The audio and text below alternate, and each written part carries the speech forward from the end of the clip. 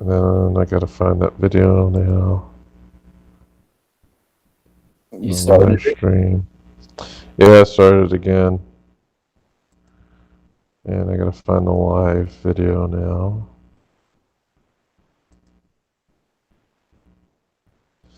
Alright, I found it. I gotta mute it because it's gonna talk over us. Copy and paste.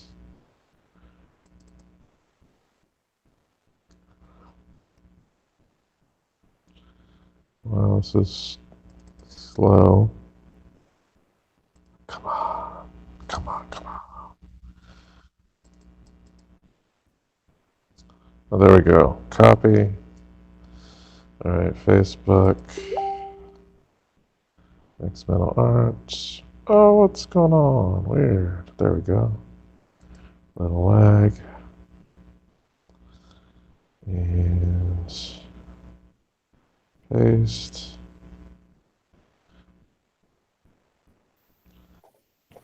So clunky.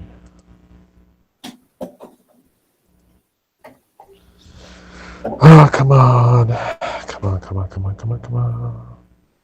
What's wrong? It's like slow. Oh, okay. It's like lag, stream lag. So You want to try turning off this weird background again? No, it's not you that's causing it. It's Okay. me trying to remotely control my computer. Okay. So, yeah, that's what's causing it. You sure you started the stream? Pretty sure I did. Because I copied the link, so I had to have started it. Okay. As I clicked on it. Okay. Oh, man, this is not... I gotta relog back in because it's not... Nothing's happening here. Okay. I don't see the... Oh, wait, that's weird. When I look at my subscriptions list, it says that you're live, but when I was on your YouTube channel before that, I don't see the stream. It sounds like maybe what you were describing earlier.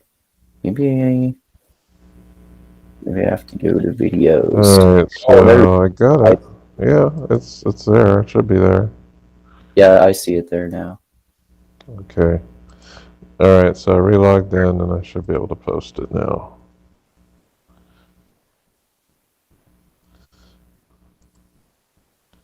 And let me pull up Twitter. Okay, I'm going to mute myself here for a second, check the audio there. Sure. No problem, man. Now I gotta post it to Twitter.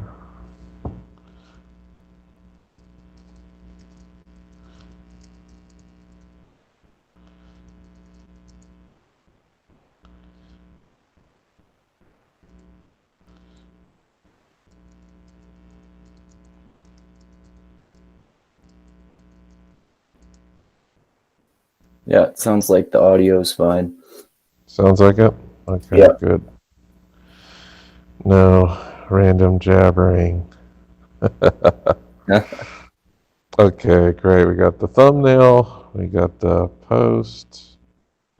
I think we're all set, man. I think we are all set. So let me make sure the streaming, and then I got to put it back on the page so that we could see everybody. Because I know right now it's static.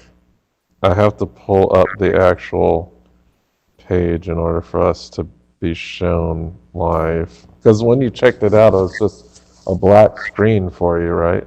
Oh, yeah, it is. Yeah, I fixed it. I don't know why they require this, but I have to keep that page on. Like, it can't be in the background. It has to be the page that's currently being viewed. I don't know why it does that, but Okay. There it is. All right. All right. So thank you everybody for checking out our live stream here. We are going to talk about Planet of the Humans. I am the Woke Centrist, aka Dusty Cubes, aka Dustin Cubit. And here we have Andrew. Go ahead and introduce yourself. Hi, everyone.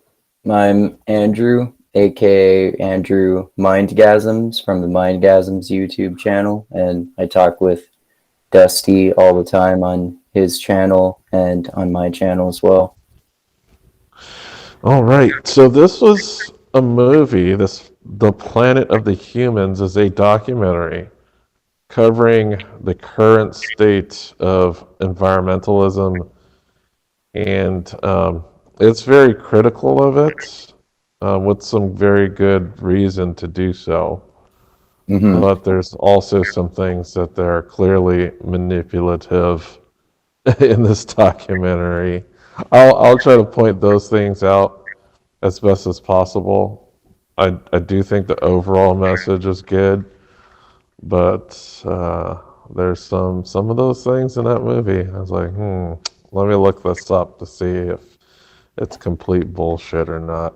Oh, okay. Yeah, like I said, I'm interested to hear those. I really like the concept in general, though. Like basically, uh, a a climate activist critiquing the climate activism movement and how it's been captured by virtue signaling billionaires and how they're just ruining the cause of climate activism, and things like how things like biofuel and biomass are declared as green energy, whereas it's actually cutting down trees for fuel and stuff like that. I think it's an interesting premise for the documentary, especially from that guy's perspective. Yeah, I totally agree with his final arguments. That how BS biofuel is. But yeah, we'll get into that specifically. But um, he starts off the movie with giving a bit of a background of himself. So he basically was like a hardcore environmentalist, a tree hugger type of dude. Do you remember what changed his worldview where he became more skeptical of environmentalism? I don't actually remember what specifically it was.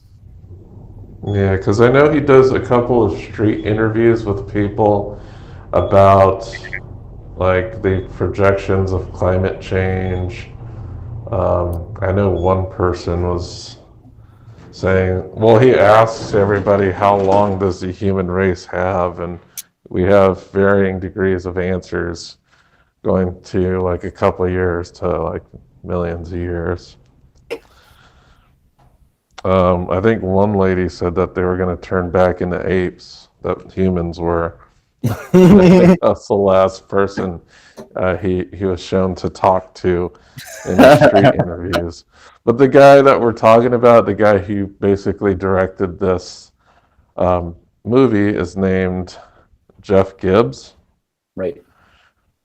Yeah, so he basically was a tree hugging hippie, and now, rightly so, he's skeptical because it kind of like it's big, like we go big big pharma, big oil. It's kind of become like a big green energy deal now, where there are a lot of corporate interests who are profiting off of things that are really aren't so green. And they're kind of purporting these things, and they're not really true. Hmm. Including like Um, even oil companies profiting off of climate change activism through things like biofuel.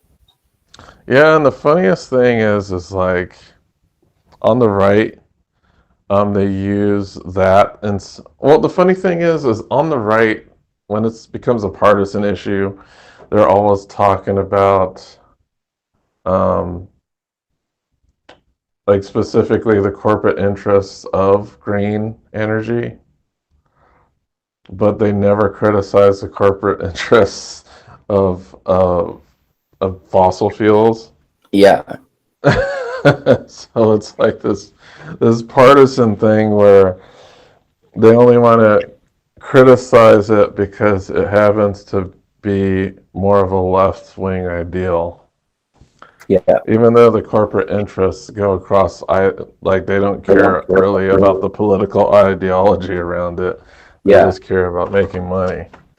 it kind of reminded me of how cigarette companies profit from selling cigarettes, but also selling things to help people quit smoking, like Nicorette gum and patches, for example. And yeah, that's a good point too. How people get partisan about it, like how people on the left criticize fossil fuel companies, and then people on the right criticize uh, climate change activism, but they don't. Uh, well, to go back to that Bible quote that Hunter Motz likes to talk about, it's like address the oh yeah, don't remove the splinter in someone else's eye before you remove the log in your own. I think it's something like that, right? Hmm. Yeah. Yes. So looking at your own problems or your own issues before you go out and criticize other people. Um, that's definitely, part of it.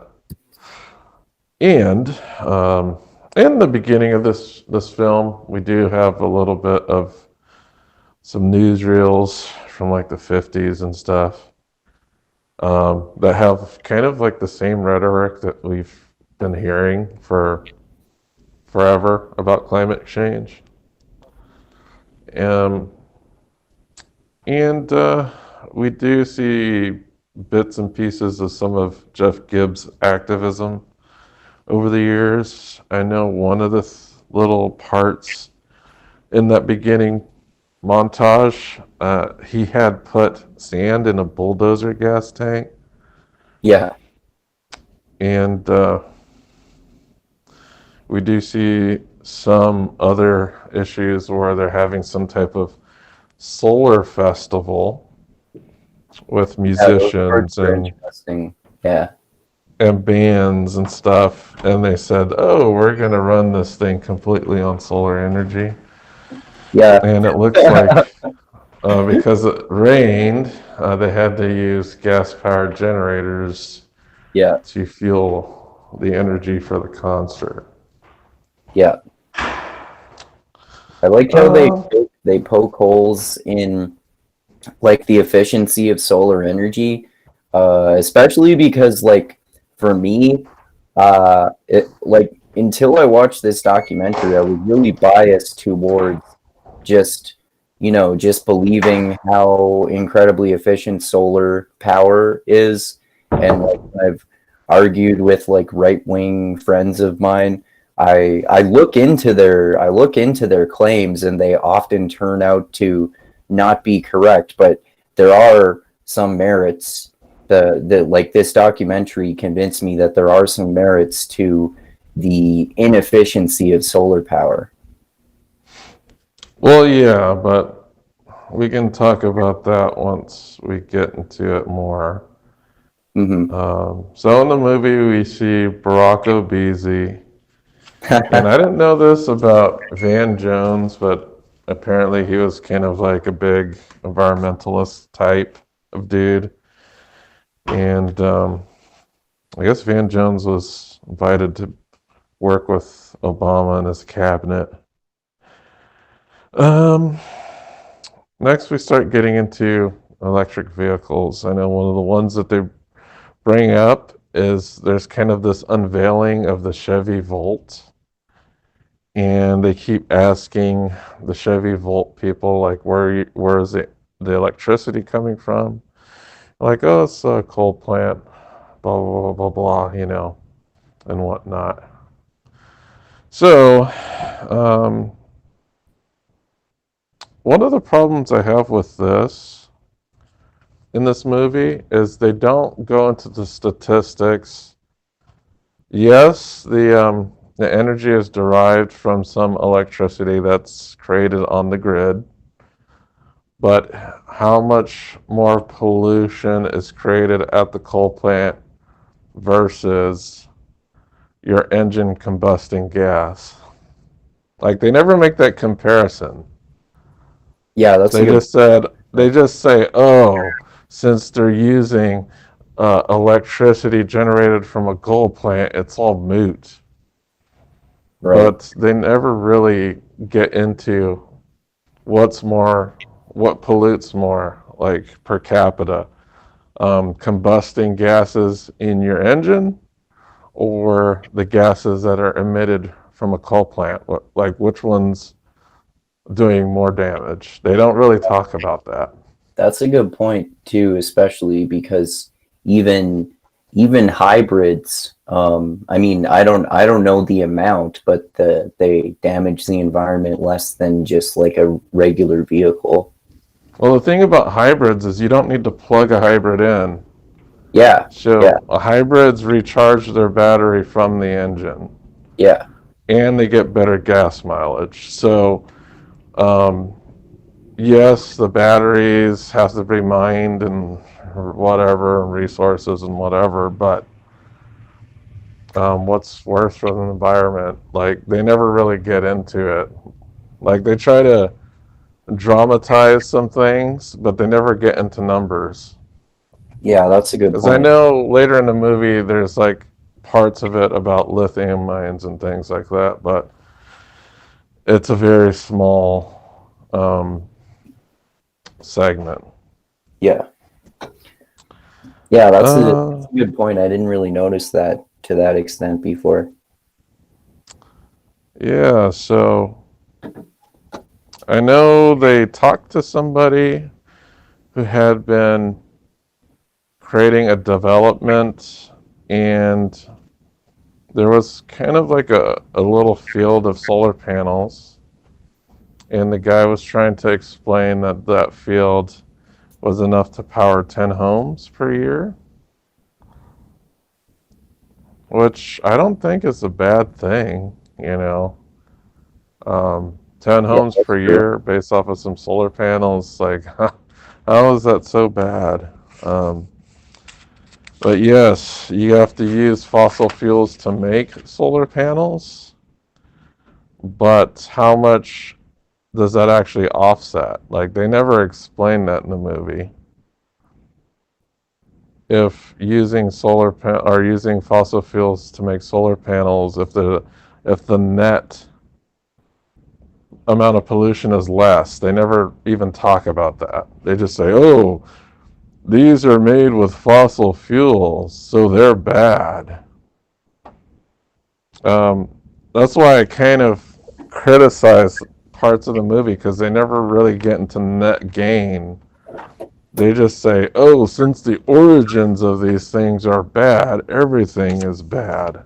Yeah, Um, so I know there's a section like right after this that they get into wind turbines and they talk about how it takes fossil fuels to make these things. This is one of the arguments I have again. They don't talk about the net good or net bad of these things. They just say, "Oh, since the parts of these wind turbines are made with fossil fuels, the wind turbines are bad." Um, so I was just trying to keep an open mind and stay critical with some of the assertions here. I just thought the whole wind turbine argument in this movie was a bit weak. I don't know. What do you think about that specifically? What they were saying about wind turbines? yeah, that's a good point too. I've had it reminded me of conversations like with that really super right-wing person I know who I've told you about who was saying like, windmills are bullshit because they have to use fossil fuels to make all the parts and they have to get replaced and they have to get rebuilt every 12 years and that sort of thing. Yeah, but he doesn't know the numbers and what the net carbon footprint is. Yeah. Like, you can say that these things are made with fossil fuels, but would operating at burning fossil fuels be better for the environment? Or would an initial fossil fuel use to create this wind generation or the power generation scheme offset that? Usually when you're talking to right wingers, they fail to really get into those numbers. And I don't know who really gets into those numbers. That's the problem. Yeah. Yeah, exactly. I just have to read up on it, but it Yeah. usually doesn't enter the conversation. Mm-hmm. I mean, from the limited research I've done before, I mean, it seems like you said, there does seem to be a net gain in terms of reducing emissions with windmills. But like I mentioned, this documentary made me have like more doubts of that than I had before. Not that I'm like, that I'm like I've totally changed my mind and I'm against like renewable energy and shit like that, but just being more, mainly the like, for me, the main takeaway I got from this documentary was being suspicious of people when they say that, when they use the term green energy, and Yeah. looking into whether that's actually biofuels or not. Yeah. That's one of the big points I agree with in this film, but that doesn't come near the end of it. No. So, because that's like the most unrefutable point that he makes. That's pretty much why he puts it right there, smack at the end. But yeah, next thing that happens in this film, um, and this is an interesting thing, and I don't know, because they never really say in this film, and I didn't really do any research, but one of the things that had been talked about a lot is that they are replacing coal plants with natural gas plants, right?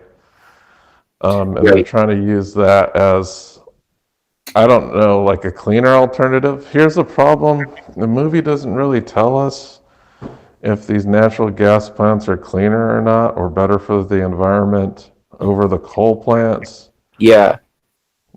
It's not really, it's kind of left ambiguous in this film. I know natural gas in this film, they were critical of it, um, but it's hard to say based off of the information in this film whether natural gas is a good replacement or not. I don't know. I really couldn't tell you. Okay. You know what? I'm gonna look that up right now. Is is natural, are coal plants or natural gas more better for the environment? Yeah, I don't know. Um, and then one of the things that they talked about in the film is about the variability of plant output. Um, I don't know why that's bad. They just say it's bad, but they don't really explain why it's bad. And they say natural gas plants vary more in their output. Oh, okay. So what it said, what it said when I just Googled it here now was natural gas is a fossil fuel, though the global warming emissions from its combustion are much lower than those from coal or oil. Natural gas emits 50 to 60% less carbon dioxide when combusted in a new, efficient natural gas power plant compared with emissions from a typical new coal plant. So basically, natural gas is a fossil fuel. It's just a cleaner Yeah. energy So source. that's another good point that you pointed out, because they're replacing coal plants with natural gas plants, which actually emit less carbon dioxide. I don't consider that bad. That's actually, if they're putting out less harmful environmental contaminants, I'm all for it. Like That's what I'm I don't. saying. Yeah. Yeah. I think the expectation for these hardcore environmentalists is that, oh, no fossil fuels at all. I'm okay with incrementally getting better. I think Yeah. that's progress in some sort of way. Yeah. I agree.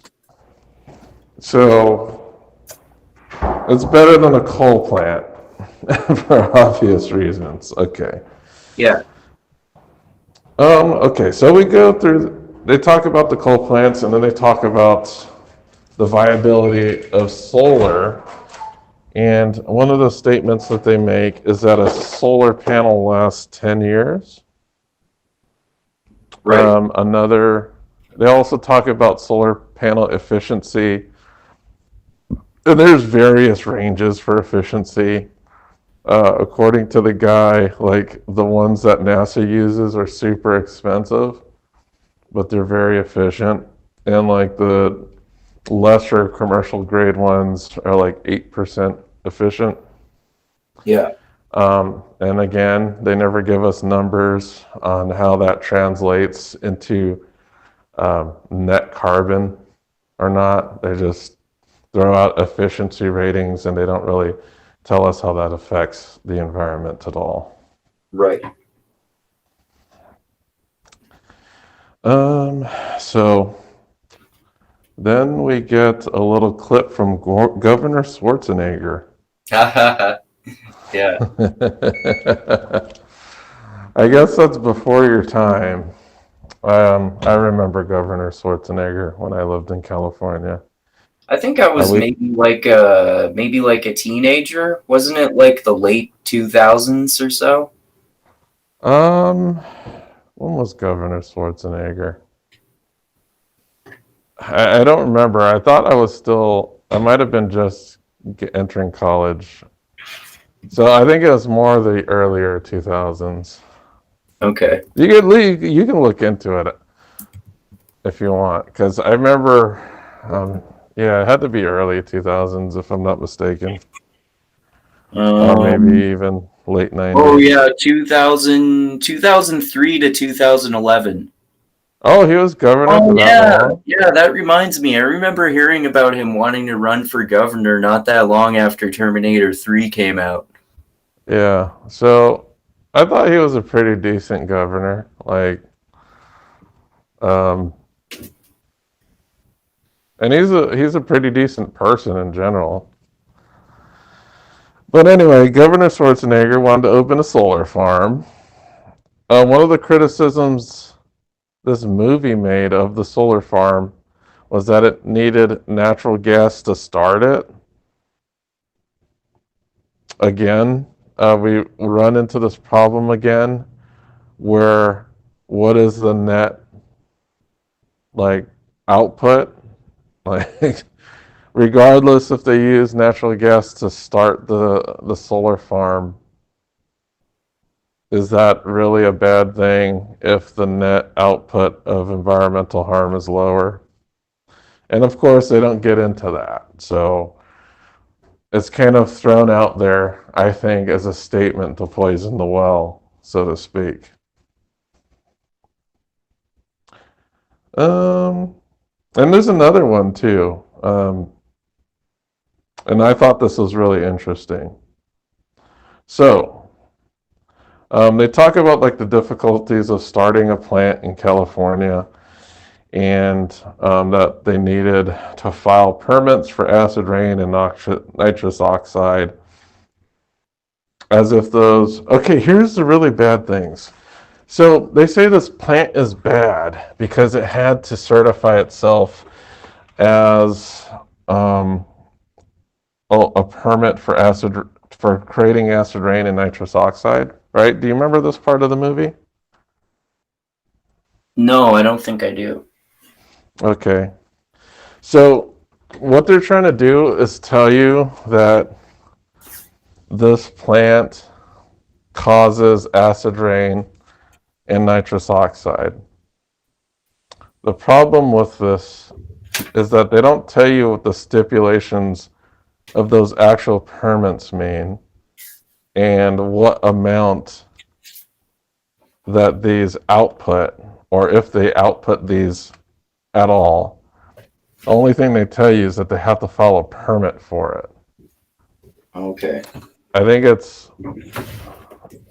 there's too much information missing to know whether that is a good or bad thing. I don't know if you know what I mean, but it's like, because California, one, has really, really strict emissions laws.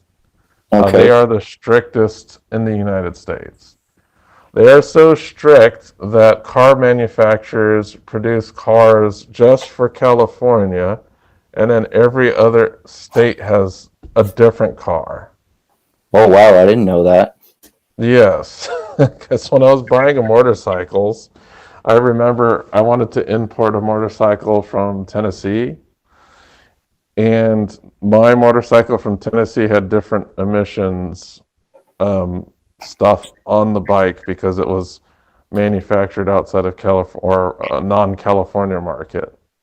Okay. But it's crazy. California, you gotta have like all this special crap put in your car. Okay. So on top of that, I'm thinking, okay, California has super restrictive emissions laws. What do these permits actually mean? And they don't really tell you that. They just say, oh, they have to file for these permits. But what do these permits actually mean and do? They don't tell you. Right. So that's what I'm saying when we don't know if these permits are good or bad. Right. Yeah, that's another good point.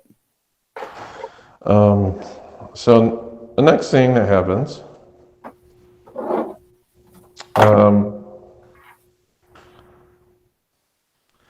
there's this one guy who says it costs more fossil fuels to make energy with renewables. Right. So he didn't really get into numbers here. I was a little bit skeptical because it has to vary depending on which fossil fuel you're using and which renewable fuel you're using. I don't doubt that renewables may be less efficient. Um, it's just that what's the point of renewables? It's not really to be efficient, it's to try to save the environment. So I don't know what the trade-offs are. He didn't really explain any of these things. Right. So yeah, that's a statement he threw out there, but it's not something that's really delved into. Yeah. It's still a bit ambiguous for me. Right. Yeah, that's a good point. Um, and we're talking about this guy. I don't know. He was like one of the experts for this movie. One of the things that was weird too, which I didn't get, is he was talking about a solar farm being on the grid, being still on the grid. Right. I think there's a big misunderstanding because here's what I understand with being on the grid. You can still produce solar power and be connected to a municipal power grid. And from what I know is if you produce more power than you use, the city has to pay you because your energy is going back into the power grid. Oh, okay. I didn't know that. Because I was Yeah, so yeah, like, usually I was, anybody who uses solar power is not going to isolate themselves from the power grid because if they produce more than they use, then the city has to pay them for it. That's oh, why I okay. don't understand why they were using this as an argument. That Oh, okay.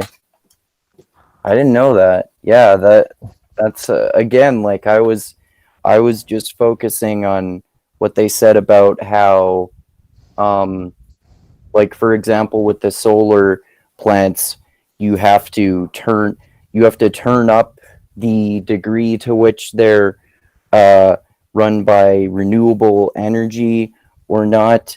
And every time you do that, it uses fossil fuels. But then again, like, given what you've been pointing out here, it makes me think, well, how much fossil fuels does it use, and does it still create much less emissions than a natural gas or a coal plant would? Yeah, so that's the kind of stuff that I'm more interested in, to seeing, are these actually, like, what are the efficiencies? What's the net emissions? Like those, I think those are really important things to know if these technologies are actually working or if they're kind of duds. Yeah. I know burning fucking trees is not good for the Yeah. environment. I know that's for certain. But we will get to that. And remember, yeah, okay. But yeah, like I said, that's probably the most eye-opening part of the movie for me. One of the really funny things too, I thought those kind of hilarious, is how involved the Koch brothers were in producing solar power. Yeah, I thought that was interesting too. I was like, yeah, these are like the this is right wing Satan, and they're Yeah, also involved in environmental and renewable energy. I thought that was pretty yeah, funny. yeah.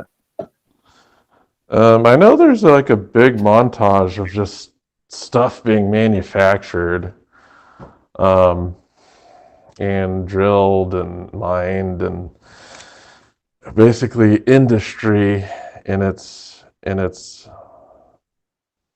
glory.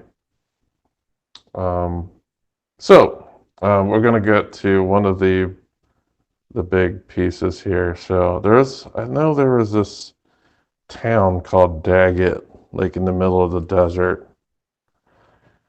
This is one of the things I was a little bit critical of too. So Daggett was a town that had like a booming solar industry, and then it died, right? So, um, do you remember this part of the movie? They're like in the desert and they're talking to this lady, and it's this kind of rundown desert town. Yeah, they're talking about the solar deserts, right?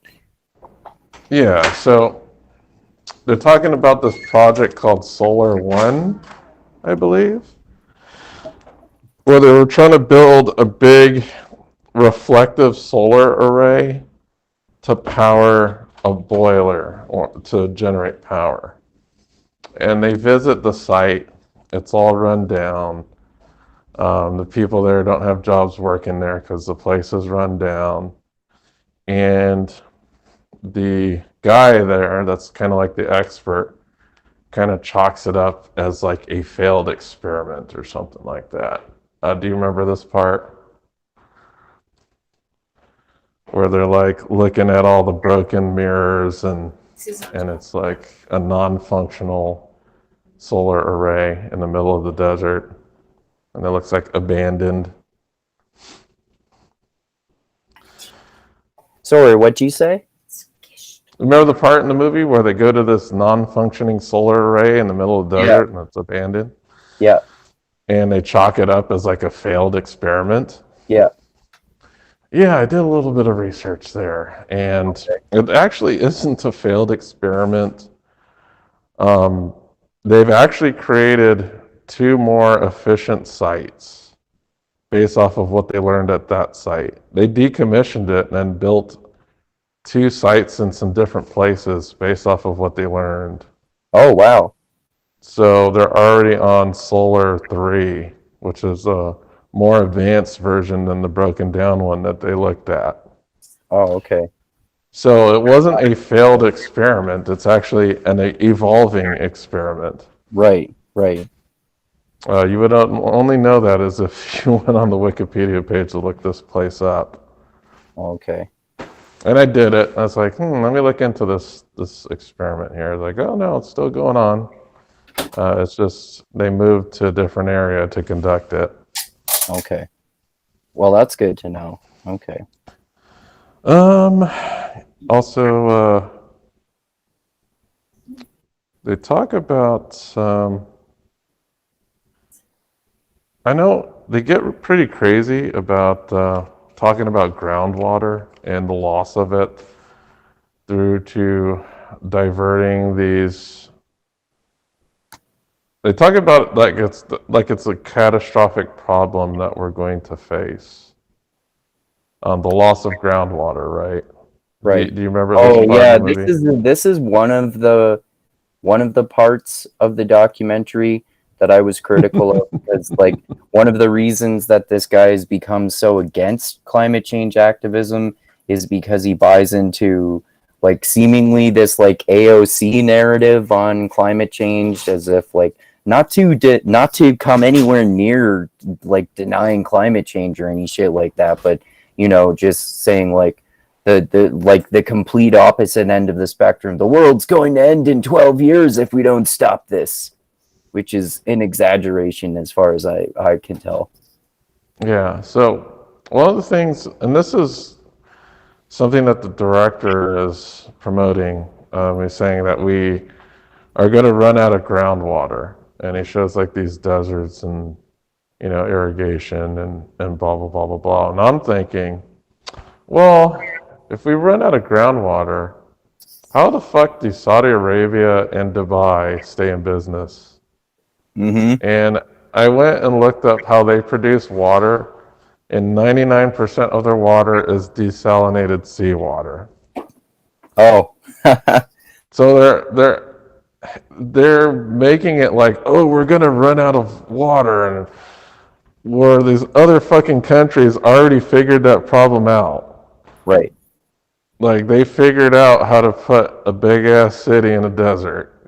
You do that by taking ocean water and desalinizing it. Oh, okay. That's another important point. You're educating me more than the documentary did. Well, I'm not saying there's nothing good in the documentary. I'm just saying like they definitely play on ignorance in some of these segments.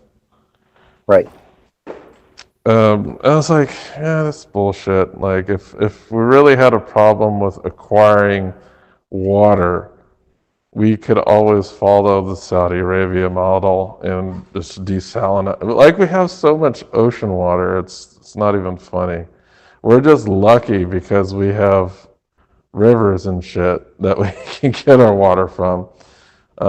If push comes to shove, the United States is rich enough that we can produce water if we really needed to. Okay, so next thing that they get into is some guy named Sheldon Solomon. Um, and he's like a social psychologist. And they talk to this guy, and he's like bobbling his head around. He seems like high as fuck. Um, and I don't know why they put this guy in the movie at all. Do you know who I'm talking about? It's like they Yeah, talk about like they're talking about like societal collapse and stuff. I was like, huh, okay. Not sure what this has to do with environmentalism, but it's like one of those scare tactic things that they kind of just thrust in the movie. like some psychologist being put on Ancient Aliens saying, "Bro, Noah was an alien." Yeah, it was like approaching that level. And the guy was just like bobbling his head all over the place, like he was on stimulants, but also really high. So I was like, oh, this is kind of a weird thing to put in this movie, but okay. I talk about, okay, next is kind of like the big deal of this movie when they start getting into like the nitty gritty. Um, he talks about the McNeil biomass plant. Um, okay, this is one of his kind of missteps here. Like in the movie, they say, "Oh, McNeil." They just say that they burn. Um, what do they say? Residues and like And like wood chips. Well, this is before the wood chips. Like he says, oh yeah, this is renewable energy, and Right. they state that they just burn biofuels, which are just residues from the forests, but Uh-huh. really they're just cutting down trees Hmm. and burning wood. Yes, that is what they're doing. I went and did some research, and I never found anywhere that didn't state that they weren't explicitly burning wood. Like everywhere I read about this place, and even I went to this place's website, and it explicitly stated on there that they burn. It's a wood burning plant. I don't know if this changed because of the documentary or not. It may or may have, but when I looked it up, I didn't see the claim that they didn't burn wood. Okay. But anyway, they start with this plant, right? And then show how that there's these biomass plants that are replacing some of the other coal plants, right? Hmm. And there's like this huge industry dedicated to biomass, which is basically burning fucking wood. I don't know how. Like cutting I don't down trees understand. for energy. Yeah, this doesn't seem right to me at all. I'm not saying that they're wrong in the documentary. He's completely spot on here. I don't see how burning down trees is good, nor is it acceptable as a renewable energy. It just Yeah. and this is classified as renewable energy. Yeah, which is fucking bullshit. Like, yeah, like you can Yeah, replant trees, but they take a long fucking time to grow. yeah. So and then we start seeing how forests, instead of coal being profitable, forests are profitable. And this makes me think of like US law and how they were trying to privatize some of our national parks and stuff. And I'm trying to think if any of that has anything to do with this biomass industry. They don't get into that, but it's just a question that I had. Oh yeah, interesting. Um, and here's a missed opportunity. There was Al Gore and this other dude named his last name was Blood, and I don't know why they didn't create like some type of company named Blood and Gore. That would have I been know. like the I best fucking know. company ever created. But they Yeah, failed. They blood and gore. failed to do that. Yeah. So I don't know what's up with these fools, but they should have created a company called Blood and Gore. It Yeah. was such a big missed opportunity. Yeah. It would have been really popular. Oh man, they had the opportunity of the lifetime, and they just screwed it up, Yeah. basically. It is what it is, man. It is what it is. Not much you could do about that. Yep. Too bad. Um, I like it. I like that part how of the documentary too, how it goes into criticizing billionaires and corporations for like like their corporate capture of the climate change industry, and so like people like Al Gore and Richard Branson talking about renewable energy, where a lot of it is biofuels.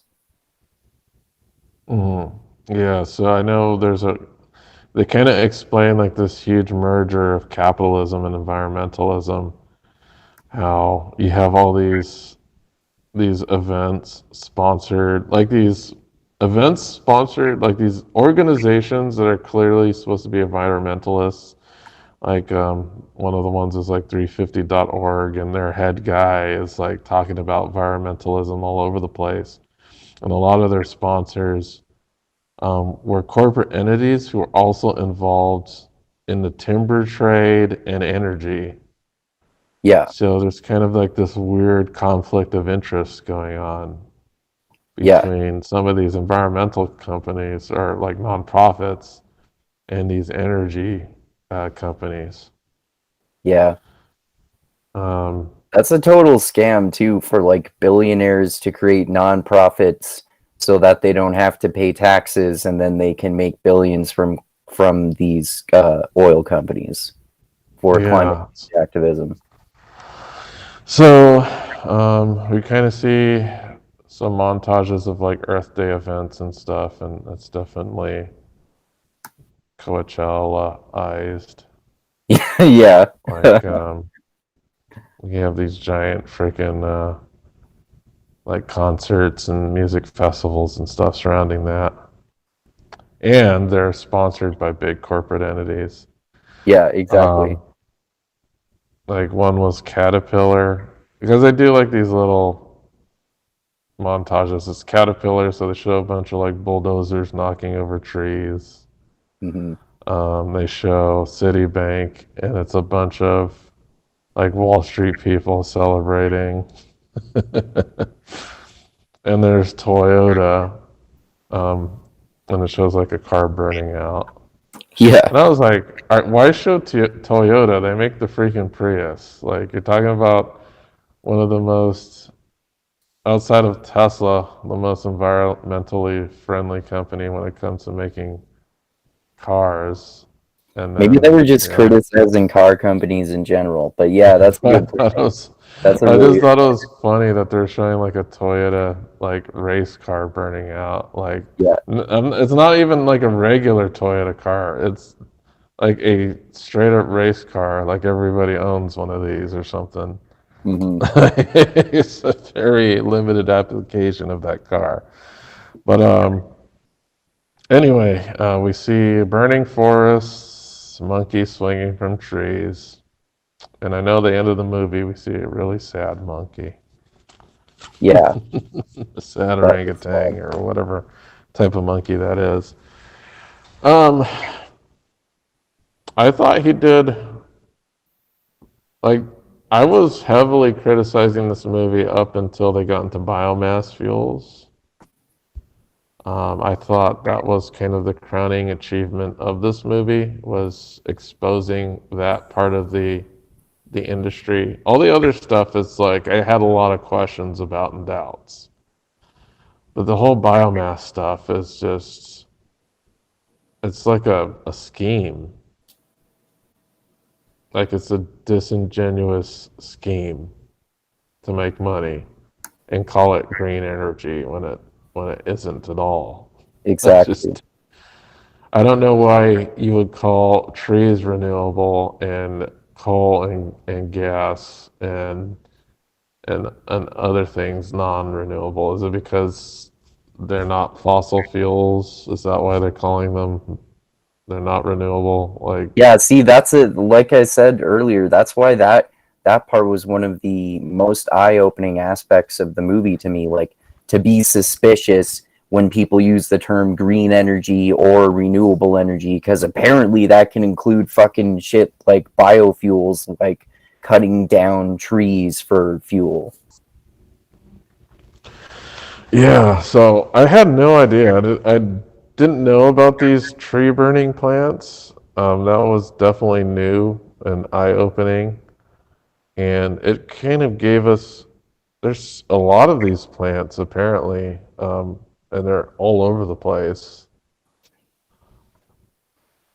I don't see how these are classified as because they didn't really get into the carbon emissions of tree burning, but I'm pretty sure it's not good.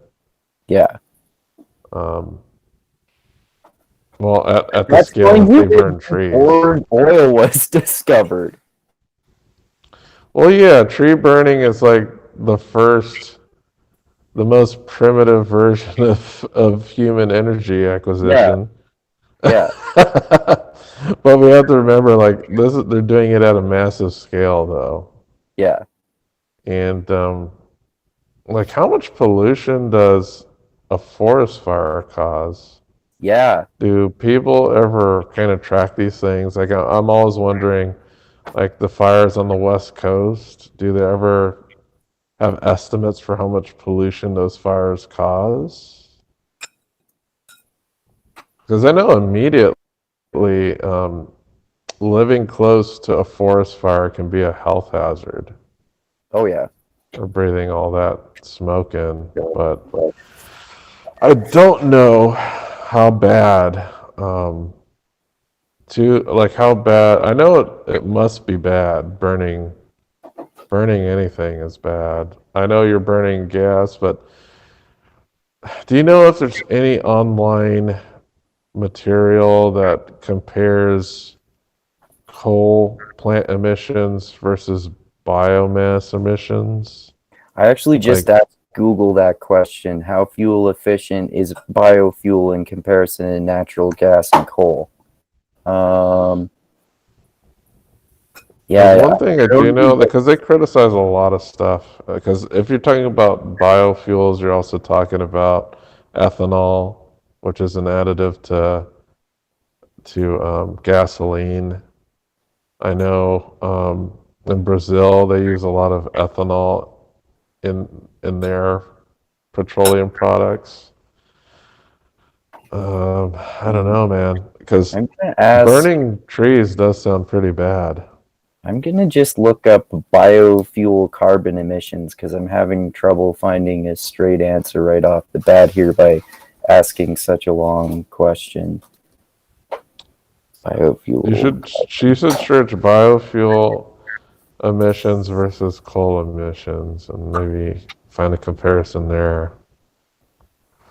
Because you were able to find it for the natural gas, and they said it was like 50% less, 50 to 60% less emissions Yeah. than a coal plant. Oh, in terms of okay. Myth. In terms of emissions, biofuels emit the same amount as gasoline or more. Fact. Biofuels burn cleaner than gasoline, resulting in fewer greenhouse gas emissions and are fully biodegraded. This, I'm already not trusting this. This is from energy.gov. Are fully biodegradable, unlike some fuel additives. Cellulosic ethanol has the potential to cut greenhouse gas emissions by up to 86%. Yeah, well, they're talking about ethanol. I want to know specifically, like wood burning plants versus coal burning plants, because ethanol is just Yeah, that's a it's better. an additive to gasoline. Yeah, or Because biofuel it's a plants. biofuel, but it's not wood burning. Yeah, biofuel plants versus coal You plants. should go. You should check wood burning plant versus coal burning plant. Okay. See if you get any results for that.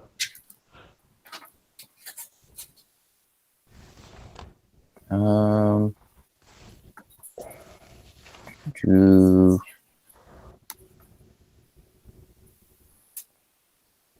I mean, just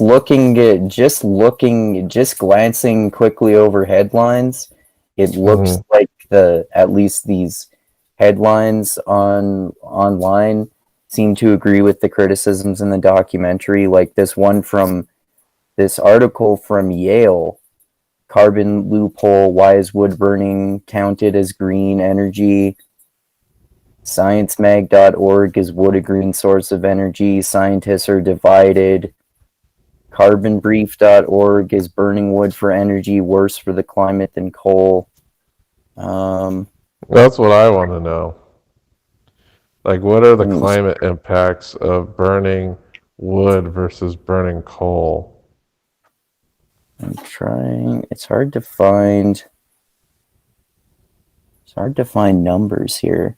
Oh, is burning wood for energy worse for the climate than coal? That looks like it might have numbers based on the little description there before I click on it.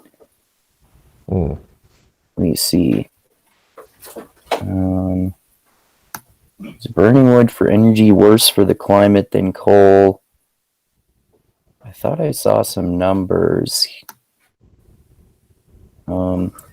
Coal-fired power stations emit on average 1,018 kilograms of carbon dioxide per megawatt hour of electricity. Coal is usually considered the dirtiest form of power generations,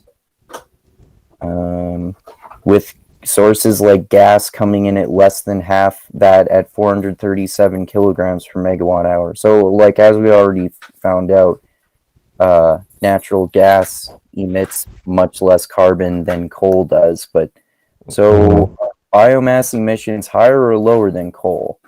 Let me see. Blah blah blah.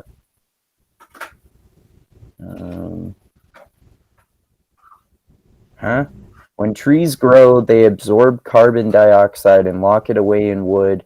If you chop down a tree and burn it, you can't possibly emit more than was absorbed in the first place, so the whole thing is effectively carbon neutral, or 0 kilograms per megawatt hour. I don't buy that. You're burning things. You're burning wood. Burning wood. I don't get it. How can burning wood be carbon neutral? I don't get that at all. I don't get that argument. Yeah, I don't buy that. It doesn't make sense. How can it be burning wood as carbon neutral because trees absorb carbon? I don't get it. Yeah, that doesn't make sense. I don't. They would have to explain that. I don't get that at all. The only thing I want to know is burning trees worse than burning coal? Or that's it. I'm gonna go to this a more academic sounding one, the one from Yale.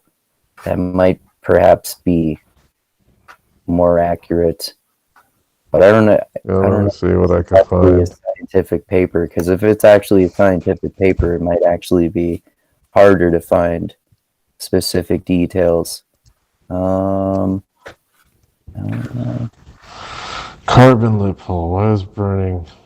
Is that what you found? The carbon loophole from That was Yale? one of. That's not the one that I just clicked on, but that's one of the ones that I saw there. Oh,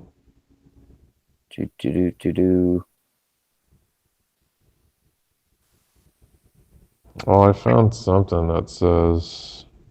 Oh, some 200 scientists wrote to the EU insisting that, quote, bioenergy is not carbon neutral, unquote, and calling for tighter rules to protect forests and their carbon.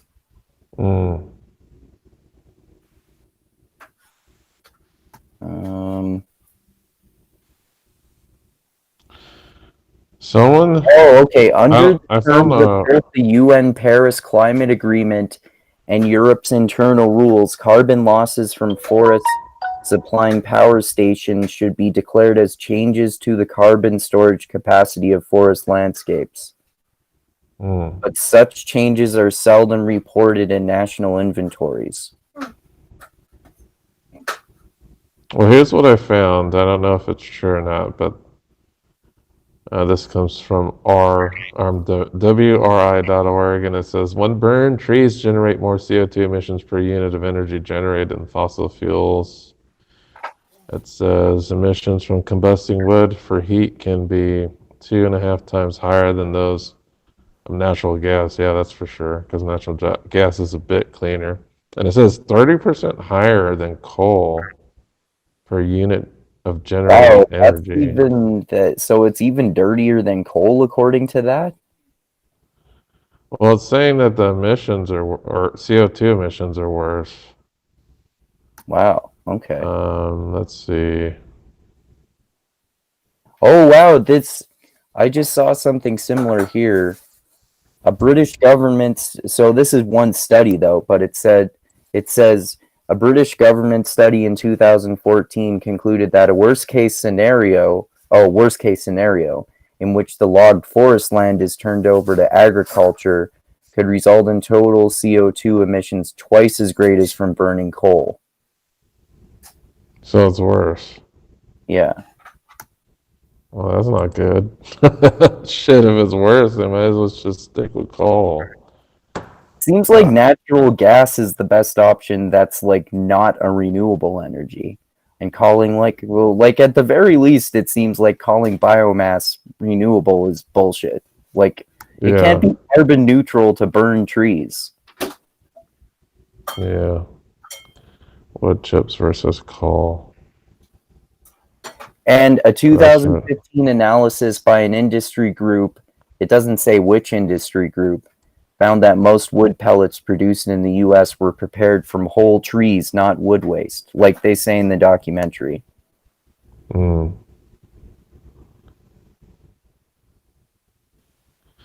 Yeah, I don't know, man. I don't know how, because a tree absorbs carbon, and then you burn it. I don't get how that would actually equate to a balancing of carbon. I That mean, it just seems doesn't like make sense it to me. sounds to me, and of course I'm biased, but it sounds to me like that's just this kind of like circular logic argument that people use to justify biofuel. Hmm. Yeah, I don't know. It's crazy. I mean, obviously, I I guess could be. that's just a, yeah, That's that's kind of just my a, guess. maybe just we need to, hmm. Yeah, who knows, man.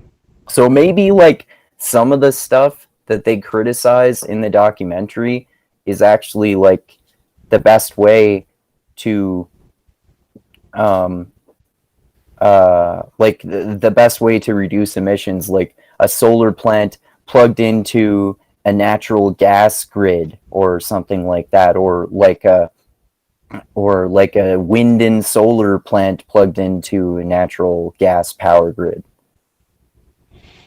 Well, the power grid is going to be universally shared by all power generation.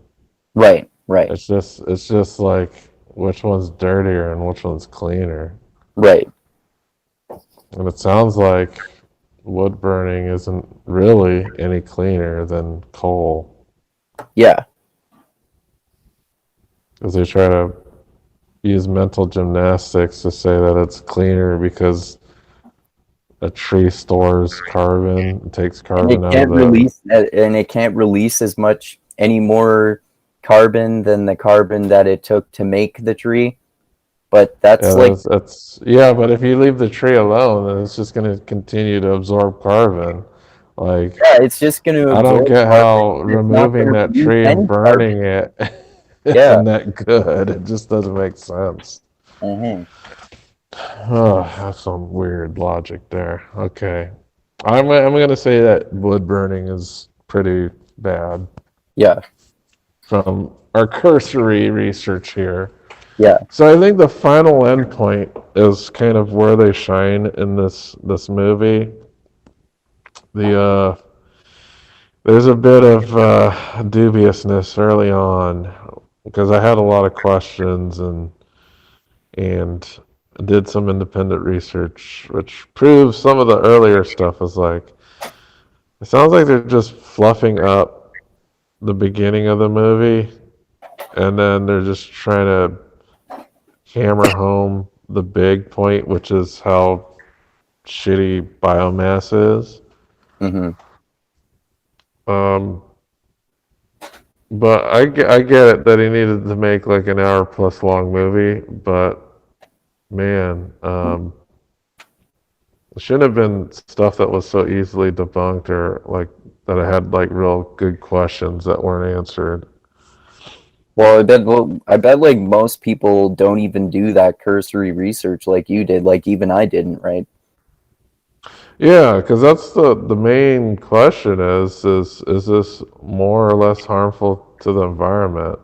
Hmm. And from what I was looking at, the movie never explicitly stated that solar panels and wind generation is more harmful to the environment. They just say that, oh, you have to use fossil fuels to produce the materials to start wind generation and solar generation, but they never really say if these methods of energy generation have a net positive environmental footprint then. just straight up burning fossil fuels. Mhm. Well, I'm thinking, I'm reminded right now of what you mentioned earlier about how the solar panels that NASA use, for example, are way more energy efficient, but also uh, um, way more expensive. So, I mean, it seems to me like that, and I've heard something like this from even like other people who are like, they're not climate change deniers in any sense of the word. They want to stop the problems of climate change, but just think that the severity of it is exaggerated by some people, and there are some things that work. I've heard like authors interviewed about this, and one of the things that they seem to agree on is that carbon taxes seem to be good because it does lead to uh, companies trying to reduce their carbon emissions. Like I remember hearing last year, for example, that one of the big local oil companies in town where I live, it put this like $50 million thing into where the carbon is emitted to reduce carbon emissions by 25% or something like that, which is a good thing as well. And Mm. the one of those things that I've heard those authors say, at least too, is that that's like the NASA thing, for example, is why one of the best ways to reduce carbon emissions is to develop technology to make something like solar technology cheaper to produce more efficiently, so that there can be a financial incentive to invest in renewable energy like wind and solar, and it becomes less expensive than using fossil fuels. Yeah, I totally agree with that. So, yeah, the carbon tax creates incentives to further technology along. If there's no incentive there, then nobody's really going to care about reducing emissions because Mhm. there's no incentive to do so. But if you put Yeah. a tax there, then of course, companies that make a shitload of money are going to want to reduce the amount that they pay. So they're going to try to improve and innovate in these areas. And Because usually they want these to pay less carbon innovations, taxes. yeah, these innovations tend to trickle down. Mhm. And I think the biomass plant is kind of like a fake innovation. It's a loophole that is horrendous, like, to be honest. Yeah. I, Um, it's just another way for energy companies to make money without really cleaning up their acts. yeah, exactly. Um, but yeah, it's that part of the movie was very, very, very eye-opening. Yeah, I would for sure. say you can watch the second half of this movie and you'd be super informed about things. Yeah. First half of the movie, I think you would have to be a little bit more open-minded and be willing to ask questions and to I'm not saying debunk what they're saying, but think about the big picture of what they're saying.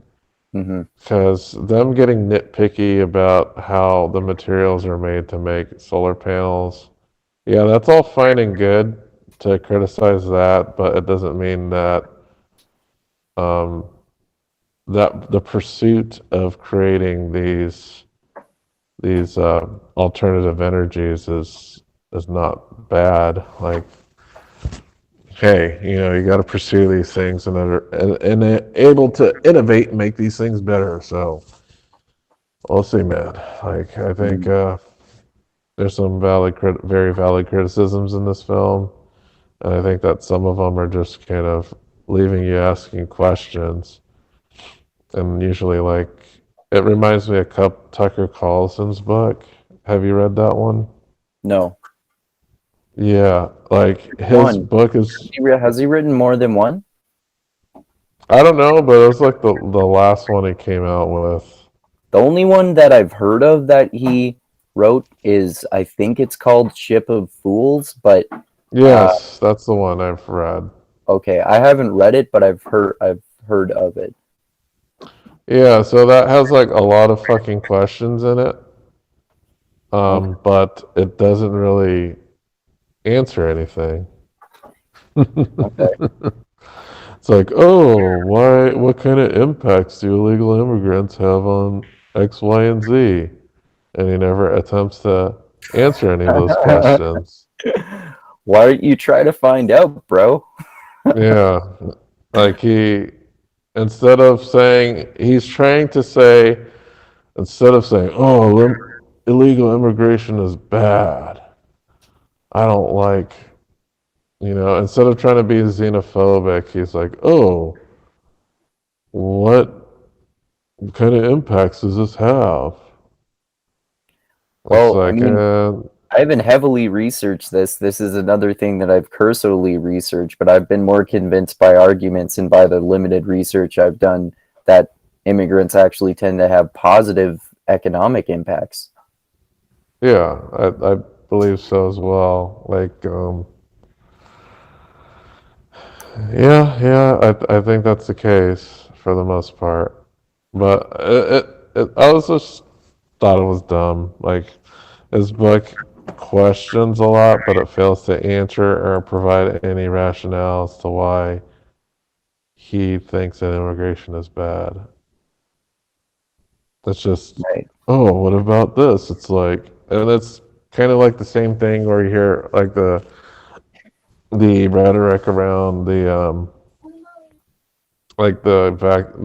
COVID and the election. It's like, well, uh, why are they telling us to stay in our homes when big businesses like Walmart get to operate? It's like these are fucking easy questions to ask. I know, like the people that follow you are morons, but yeah, if any smart person reads that, they're just gonna be like, man, these are like some stupid fucking questions. And that's kind of how I felt about his book. Um, there's just a lot of stupid questions that morons will be like, yeah, that's right, man. Why do we have to? Why can't my business stay open and Walmart gets to operate? Why can't my business and I sell like radio control cars? Why does this food store get to stay open? Because it's Huh? not an essential business, my guess would be. Well, and it's not like in this, like there are no that was like early in the pandemic. They were shutting down non-essential businesses. I don't believe they're doing that anymore. Oh yeah, that's They're true. just telling people to wear fucking masks Yeah. and try to do shit outdoors and not try to gather. Like I know there are certain things, of course, that are going to be closed, like movie theaters Yeah. and like sports events and stuff Well, where a lot of people have to gather in close proximity, basically.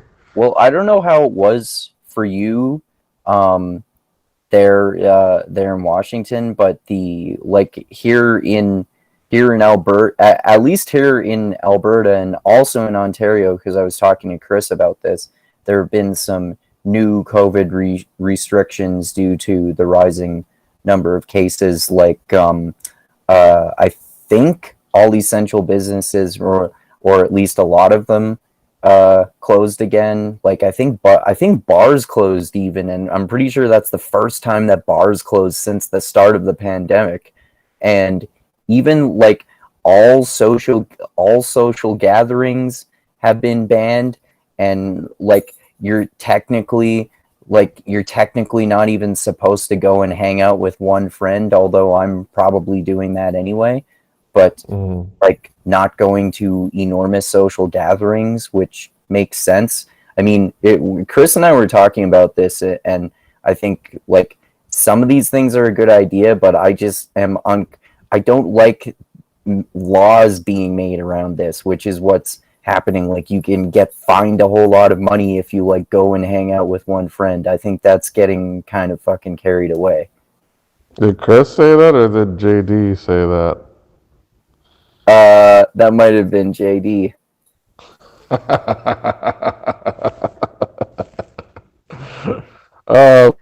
Yeah, it's one of the big reasons that they're doing it for social gatherings is because people don't give a fuck about wearing masks in social gatherings. Mm-hmm.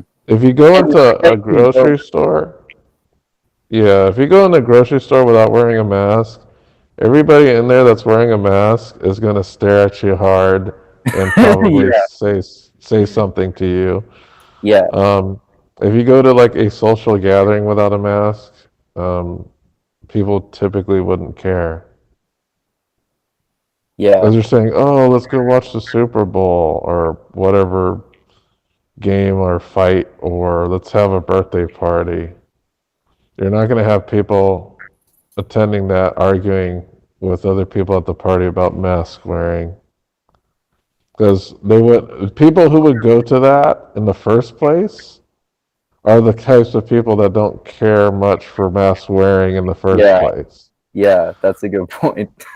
So that's why the whole social gathering thing is important, whereas you could still go to a store because the Yeah, social consequences for not wearing a mask in a store are far greater than showing up at some one of your friends' birthday yeah. parties.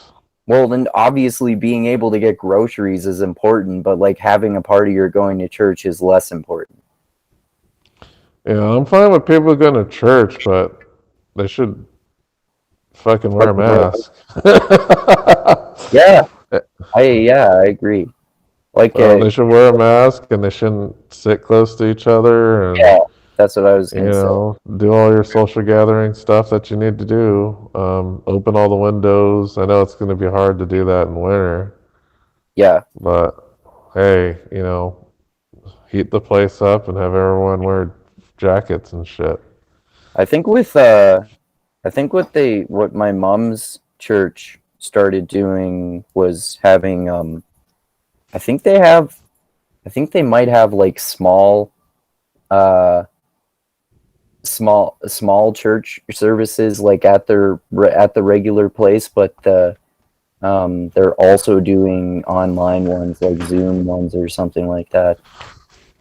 Yeah, Zoom church. Yeah, That's nothing bad church. about Zoom church. Yeah, It should be promoted more. yeah. Well, yeah, we got into COVID there. So let's go ahead and rank the movie. I'm gonna go with a 3 out of 5.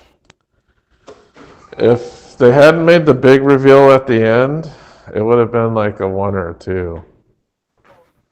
As I had like throughout the thing, I was like, there are so many questions that are unanswered here, and then they're trying to make things appear worse than they seem until you get to the biomass section where they're like, yeah, you're pretty much right.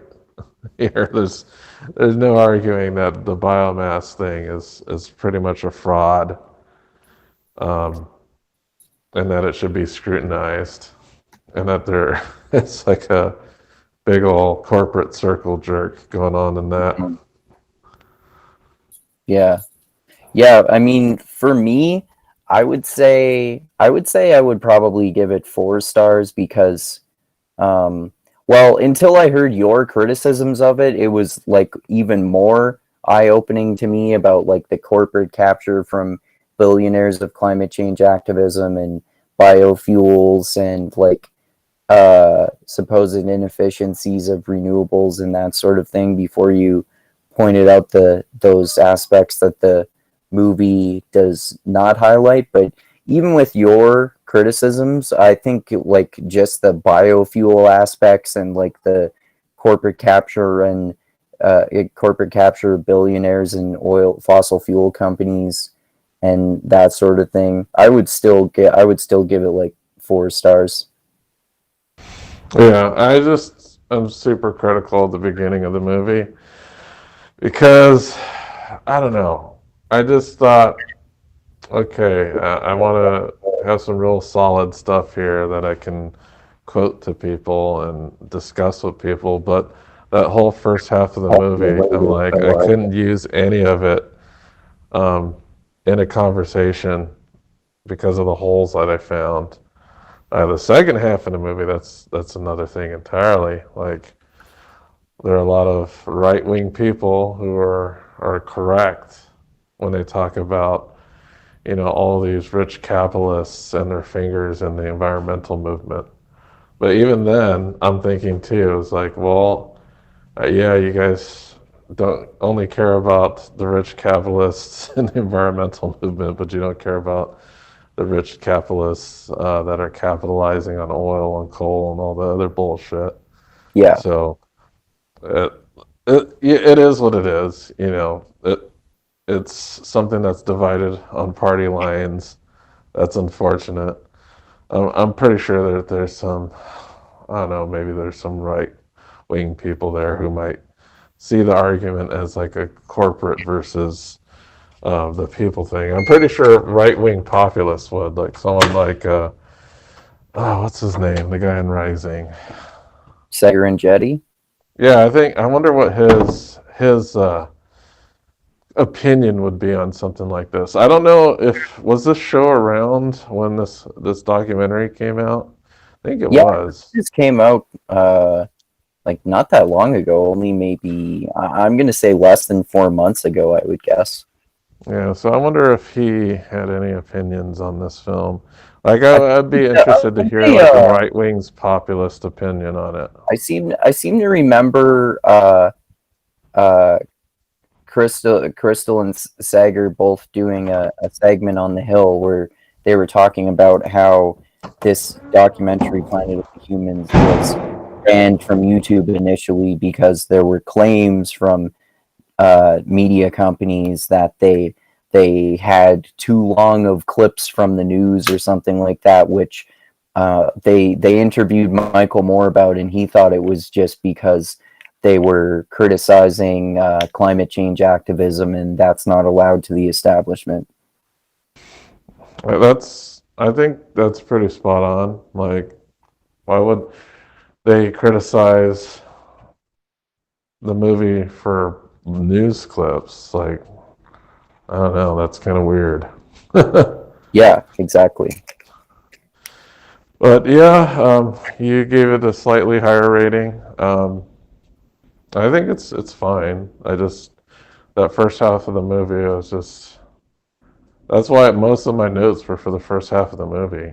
I didn't have a whole lot of notes for the last half because I was agreeing with most of it. So I'd say, yeah, if you're going to watch this movie, pay big attention to the second half. That's where all the meat and potatoes are. And I'd say just kind of skim through the first half because there's a lot of holes in some of the arguments that they make.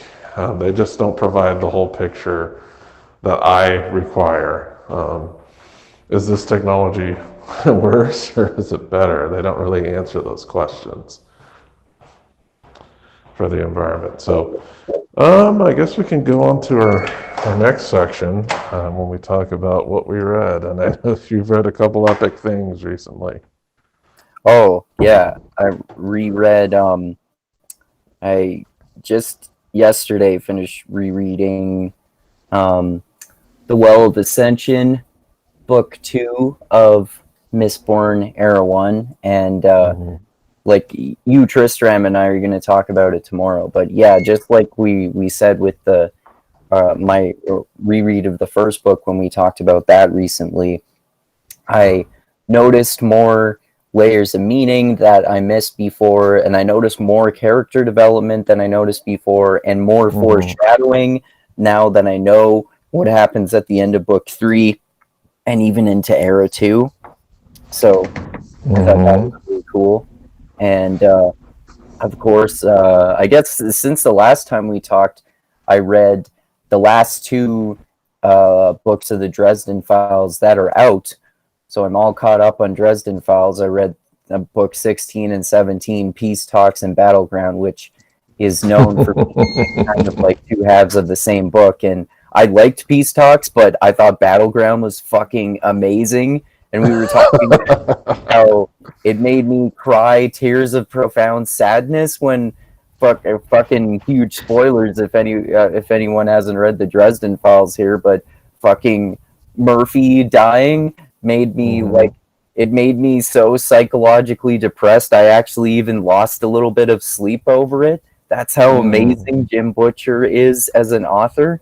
And then I cried tears of like profound happiness when I found out that I forget that Titan's name that he's fighting, but it turns out that she's bullshitting Dresden about Maggie, his daughter. Well, and she's not bullshitting because she actually killed them. Yeah, she thought they were dead, but Molly deceived her into thinking that they were dead by creating an illusion, right? Something like that. Well, like she created like fake bodies or something like that. Yeah. And she didn't include Mouse to give a clue to Dresden that they weren't actually dead, right? Yeah, the exclusion of Mouse was a clear message to Dresden. Yeah. Because they know Mouse would have gave up his life to protect that family, and especially Maggie. Exactly. Man, there's so, like we were talking about a little bit before, there's so much that happens in this book. Like I was telling you earlier, there's so much that happens that I even forgot that at the end, Dresden gets betrothed to Lara, of the White Court of Vampires, which is also interesting because isn't she like kind of his half or quarter sister or something like that? Well, not really, because Lara's mom and Thomas's mom are different.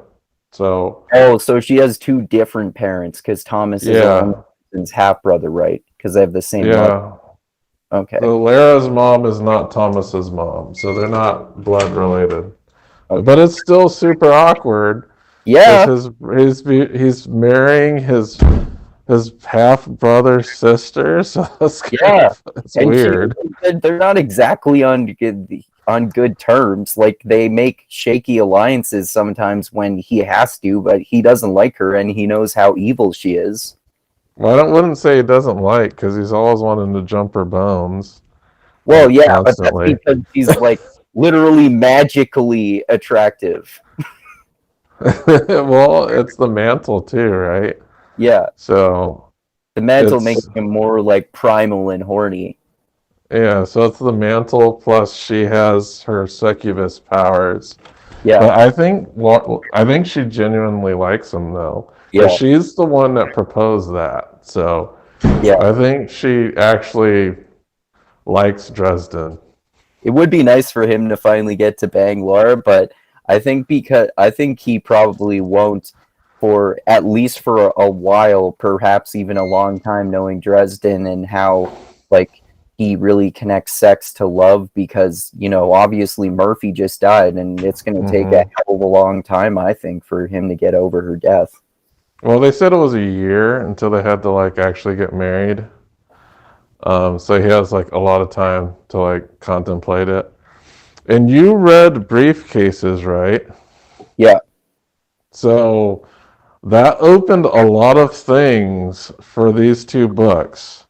Especially with Ramirez. Yes, that is what I'm talking about. Because if you didn't read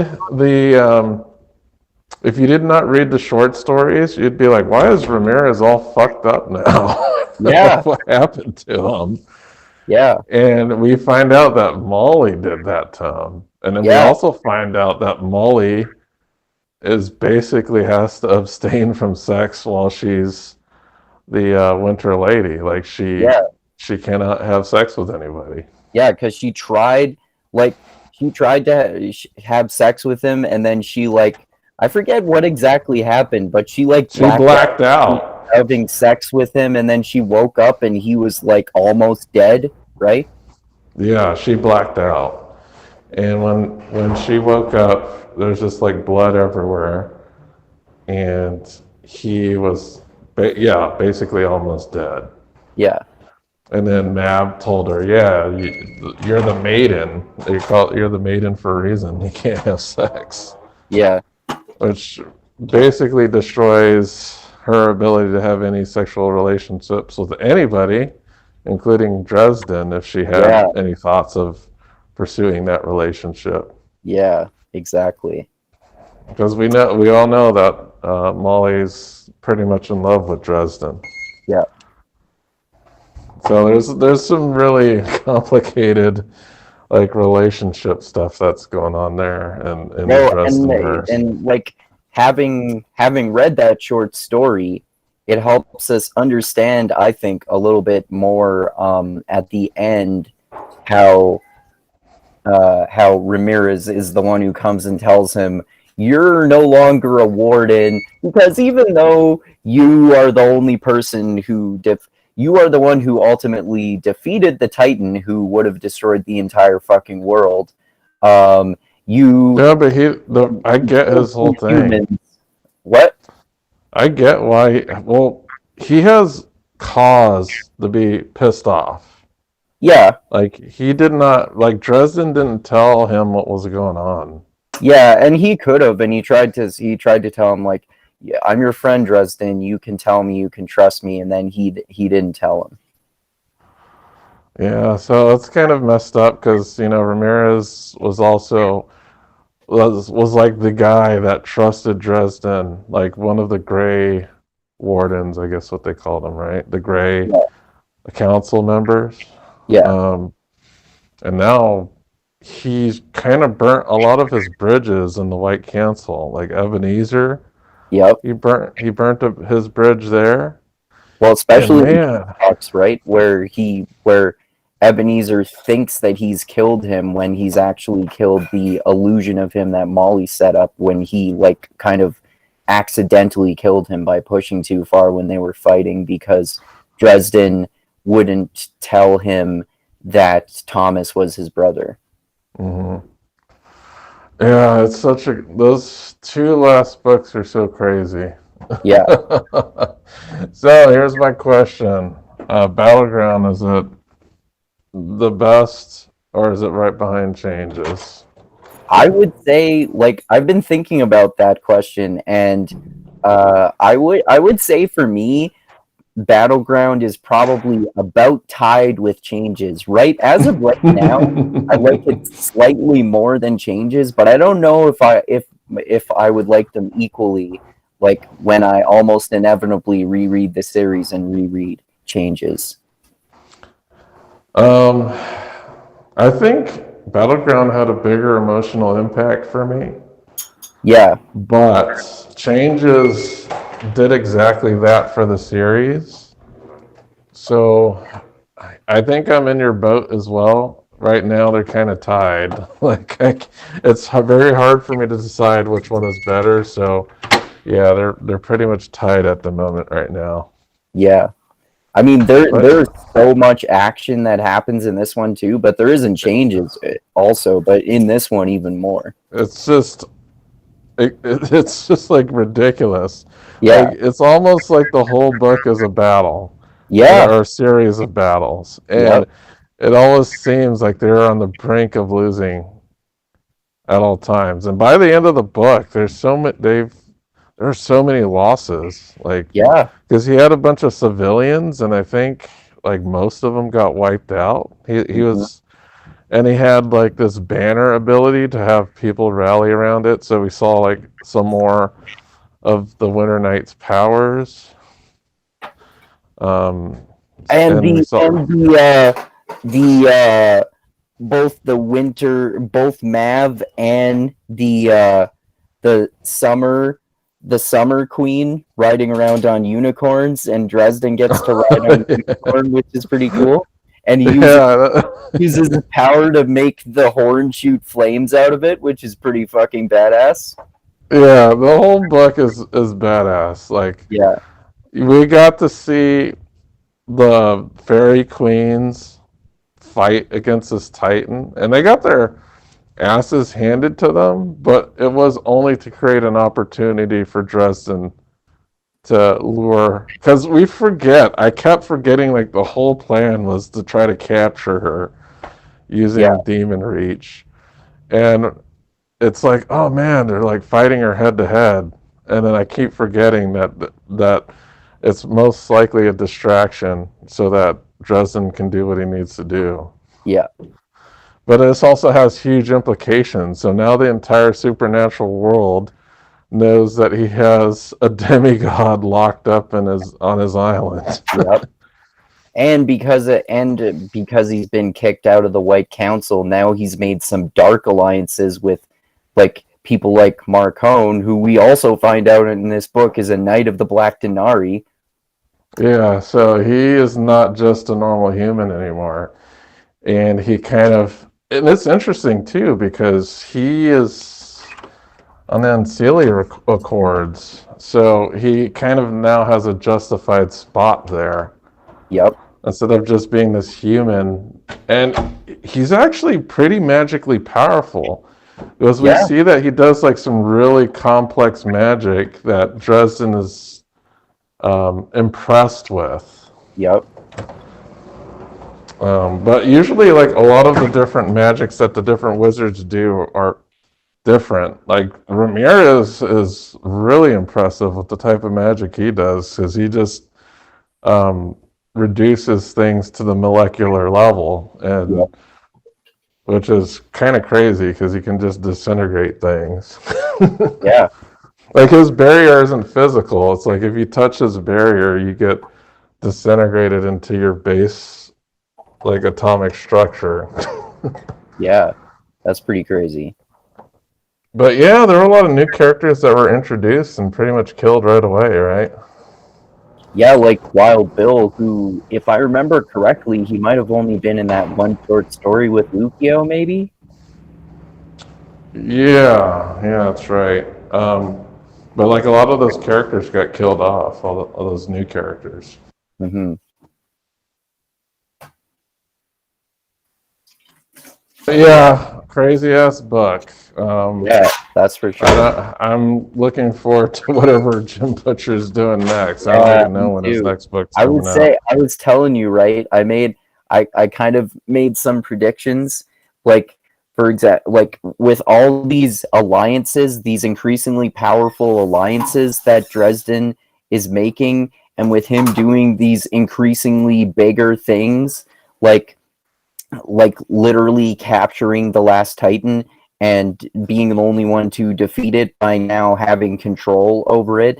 And we find out that oh shit, what's her name? Justine, who's Thomas's girlfriend, how we find out that she's been possessed by Nemesis for like 2 years in order to get Thomas to impregnate her with her demon child.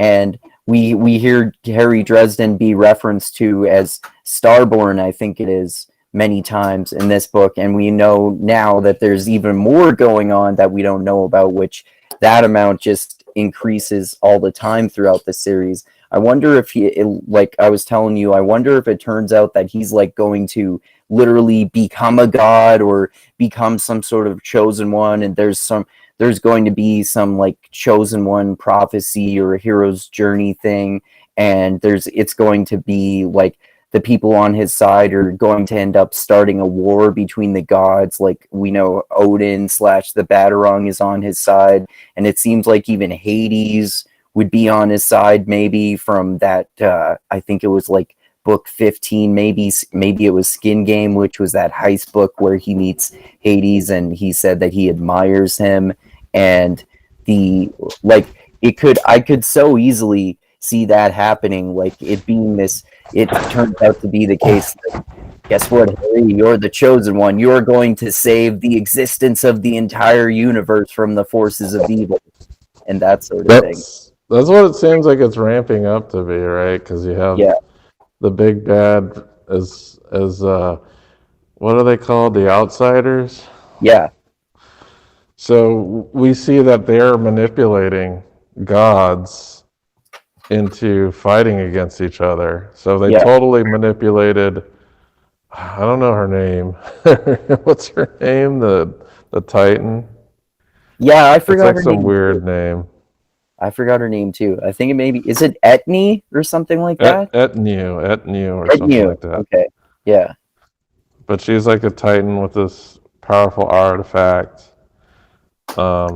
who's, I guess, as strong as like the other gods. Well, actually, Vaterung, Odin fucked up Etnu pretty bad, from what I remember. Do you remember what he did? Actually, no, I don't. I think he got really pissed off and he just fucked her up really bad. Do you remember? He was like, what did he do? No, I don't He was remember. the one that like really messed her up out of all the Ancilia Accord people. Okay. But I think he called down thunder or something and struck her with it. Okay. Yeah, another thing that happens in Battleground is Molly, after I think it's probably been years now, or at least a year since becoming the Winter Lady, she hasn't told her father Michael or any of her family, like including Charity, yet. So she comes with Dresden there for like Christmas, and I think that's, or I can't remember whether that's before that short story at the end, New Year's Eve or Christmas Eve starts.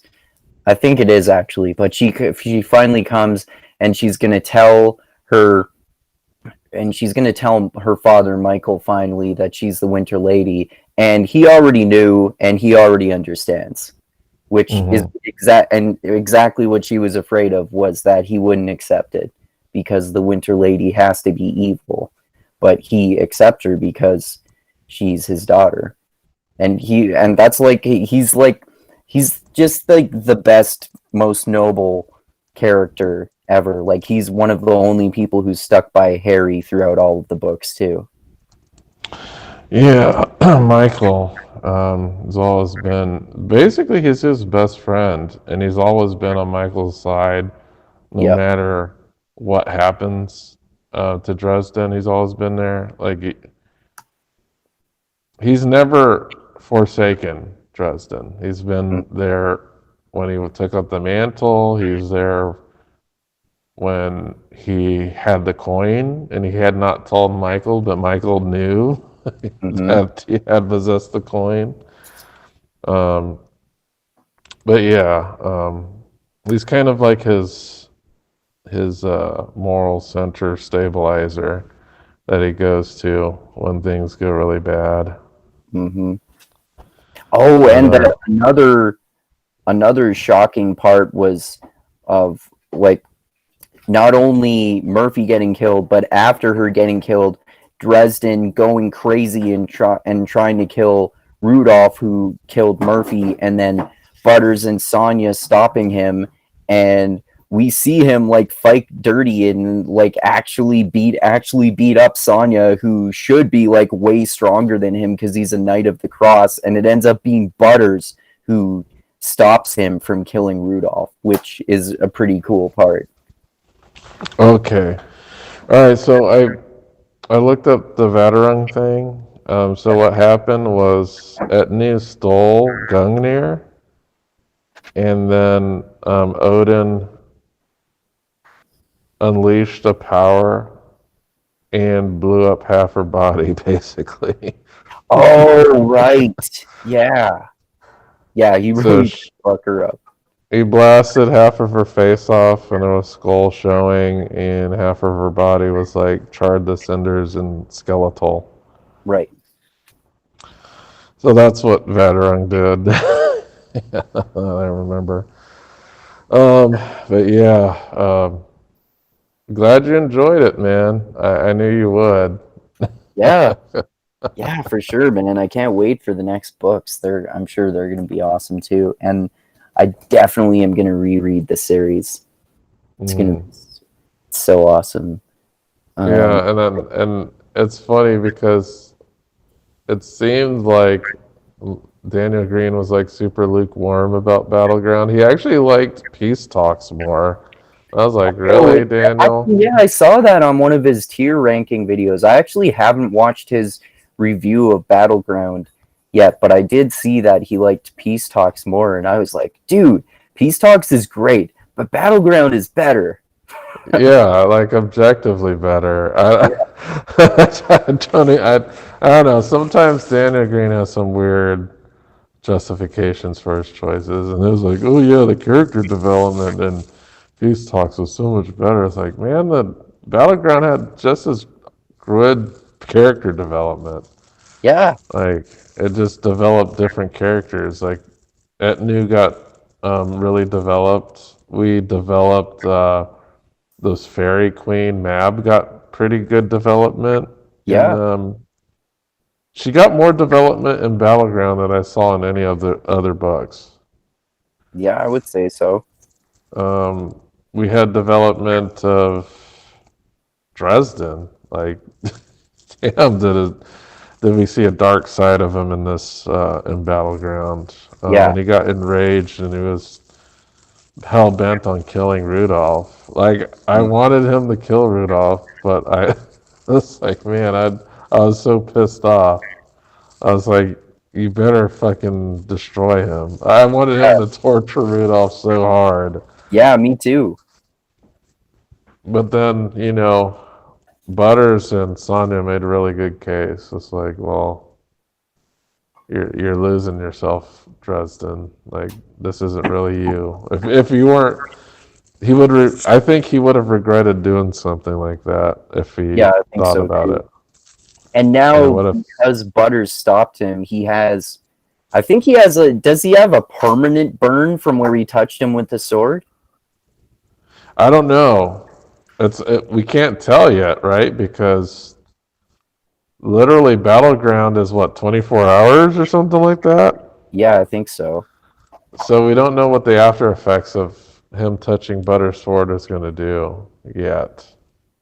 But usually the sword would just go right through people who are pure, right? Hmm. But this time the sword actually caused them some harm. Yeah, exactly. Which is one of the many reasons why Dresden is the best flawed hero ever, because he still ends up doing the right thing, but he can be fucking dark along the way. And like Butters assures him later on that you're a good man, but he still gets burned by the sword, showing that he, like you said, he has the capacity for true darkness and even evil if it escalates, I think. Yeah, one of the really sucky things about the very end of the book, and I don't know if this is going to change, but during Murphy's funeral, it's made explicit that she cannot come back until she's gone from living memory. Is that what they said, right, at the funeral? Oh, I didn't remember that. Okay, so at the funeral, because we know that the Valkyries come back and they basically are Vatarung's like servants, right? That he sends out, like Guard. I believe Guard's a Valkyrie, right? Yeah, And there are other Valkyries. But Guard explained to no, it wasn't Guard that explained because there's another Valkyrie that. oh, are you thinking about? No, maybe I'm thinking of a different part, because I was telling you too. One of the parts that I liked was Guard, like basically getting Dresden to stop fretting about Murphy's death and how she just died so randomly by like Rudolph basically accidentally shooting her, but her pointing out that she had just killed a fucking giant with a rocket launcher, so she did have a warrior death as well. Yeah. Yeah, that was pretty epic. She killed a Yeah, giant with a rocket launcher. She died honorably in battle. yeah, But one of the other things that Guard said, because the Valkyries come back, yeah, but Guard said Valkyries only come back once their living memory is no longer. right, So that means she'll never come back yeah, in the books, yeah. which is kind of sad. It is. It is really sad Well, because we know she's going to come especially back, but not while Dresden's alive or anybody who knew exactly, her. and they're all from his perspective, right? So we wouldn't see her unless there ends up being some sort of spin-off series. Yeah, She is like real way in fast. the future, like a spin-off series way in the future. Yeah, Or maybe Jim Butcher writes like a short story where she's like back, but this is like in the future at some future date, yeah, and she's now a Valkyrie. But she's in. It's cool that she kind of. We know that she can come back, just not in any relevance to Dresden's story, at least for now. Who knows if Jim Butcher's gonna change that up? But I don't think he is. yeah. I don't think so either. It is sad. Like I told you, it's probably the saddest part of the entire series for me was uh was Murphy's death. More it made me cry more than when he literally slit Susan's throat, the mother of his child, to save his daughter Maggie. Yeah, I think the biggest reason why is because Murphy's been more of a presence throughout the books. Yeah, Like for sure, for sure. Susan's had a strong presence in the very first couple of books, and then she had a very sporadic presence after that. Murphy's been pretty much in every book, if I'm not mistaken. Yep, yep. Even when she's had minor parts. Yeah, so yeah, it's a huge loss. I'm just wondering how these next books are gonna be without. And she's gonna be talked about. It's not like she's just like forgotten now. Oh I'm yeah, pretty I'm sure sure. it's gonna be. I'm sure like him getting over her death is gonna be a huge part of the next books. Hmm. But yeah, it's crazy, man. Yeah, But yeah, how many times? Yeah, we spent a pretty good chunk of time talking yeah. We about just this. talked for a long time about Battleground.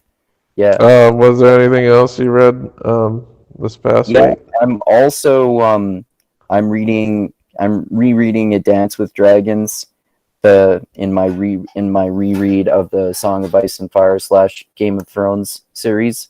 Hmm. And just like with my reread before that of Storm of Swords, as I always do, I like the series more each time I read it because like I understand more details of all the different layers of political plots and different levels of meaning that are going on and all that sort of thing. And being introduced to the perspectives of new characters that you haven't experienced before. And then one thing that George R. R. Martin explains at the start of this book is that the book 4 was mostly from the perspective of other characters.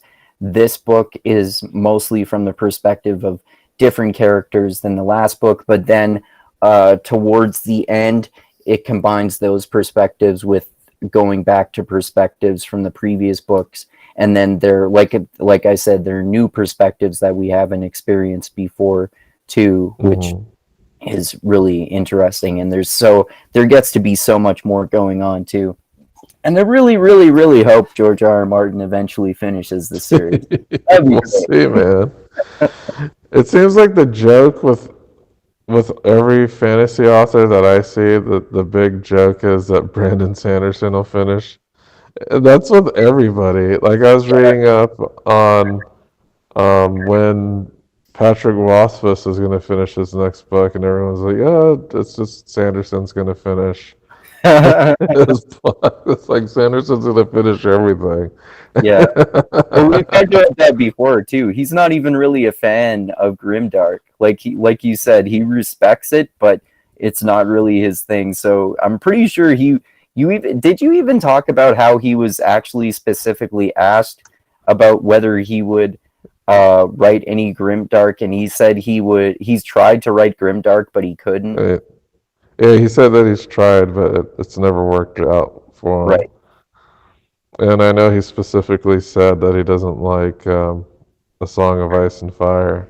right, Like it's just not his thing. right. But yeah, man. So, did you read any nonfiction? Yeah, I read this book that I heard about from Michael Malice. It's called The Conquest of Bread, and it's supposedly this text about anarchism and advocating for anarchism, but it's kind of like it's interesting because but I wrote a comment about it on Goodreads, and I posted about this on social media, how I thought it was weird that he promotes that book because it's actually more about like anarchist communism, and it criticizes both anarchism and communism, and it seems the author seems to have like a pro liberty mindset and is criticizing the redistribution of goods, but then is also saying like basically socialist or even perhaps communist principles, like how even in an anarchist society, everyone should be provided with basic food and clothing, like bread, which is why it's called the philosophy of bread. And also, oh yeah, also I thought one of the other things that perhaps should be a deal breaker for Michael Malice, other than those two major ones, like advocating for providing people with basic food and clothing, was that I've heard him clarify many times before that he is not under any illusions that in an anarchist society it would be a utopia. But this guy in this book is talking about how much of an amazing utopia an anarchist society would be. Mm. So It's very contradictory and yeah, confusing.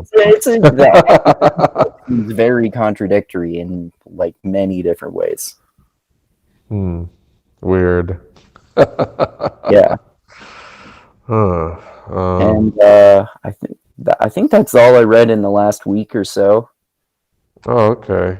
Yeah, Well, I finished Well of Ascension, and I was looking for the foreshadowing and all the clues as well. I was like, the oh yeah, Watcher. he did set this stuff up, man. Yeah, um, forgot about Zane, I like did. you did, but I believe I did too, because he's such a major part of the plot. yeah, and also part of like the overall conflict as well between ruin and preservation. Yep. Um, Especially the part where he dies. It's Yeah, like you weren't crazy. You were never yeah. crazy. You were And I never like that insane. part. I like that part with uh like where at that moment Tin Pool, we find out that Tin Pool was being a double agent and working for Zane, but then it turns out that he helps her and he actually ends up being kind of a triple agent, which I thought was pretty cool. Did you say Tim Pool? Tin Pool. Are you talking about Tin Soon? Well, he ends up being Tin Soon, right? But throughout. Or Seer is his name before he's Tin Soon. Oh wait, no, I'm confusing him with that woman who's giving Ellen advice. Tidwell. Yeah. Yeah. I'm talking about Corsair, the Conjura dog, who's in the dog's body Oh with Zane. yeah. Or Seer. That was my favorite relationship of that book Yeah, between her and Tin Soon slash Orseer.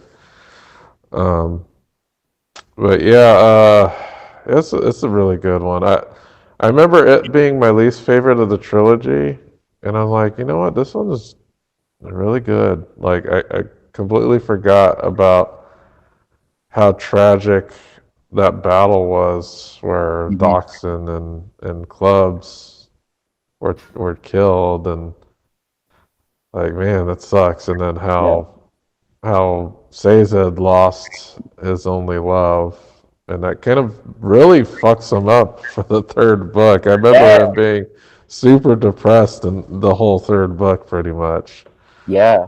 Um, That whole part of it, and him just like the attitude of his character and talking about the different religions, and him at the end using his metal mind to grow his body and kill a hell of a lot of Koloths, like that made him for me my favorite character in this book. And one of the major things that I noticed This time that I didn't appreciate as much before was I liked Ellen's character development a lot more this time around too, and the like it seems like one of the main forms of conflict in this book is a lot of political scheming, which I appreciated a lot more this time too.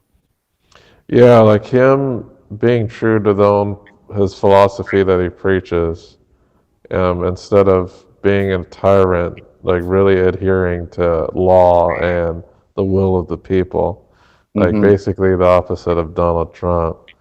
Yeah, exactly.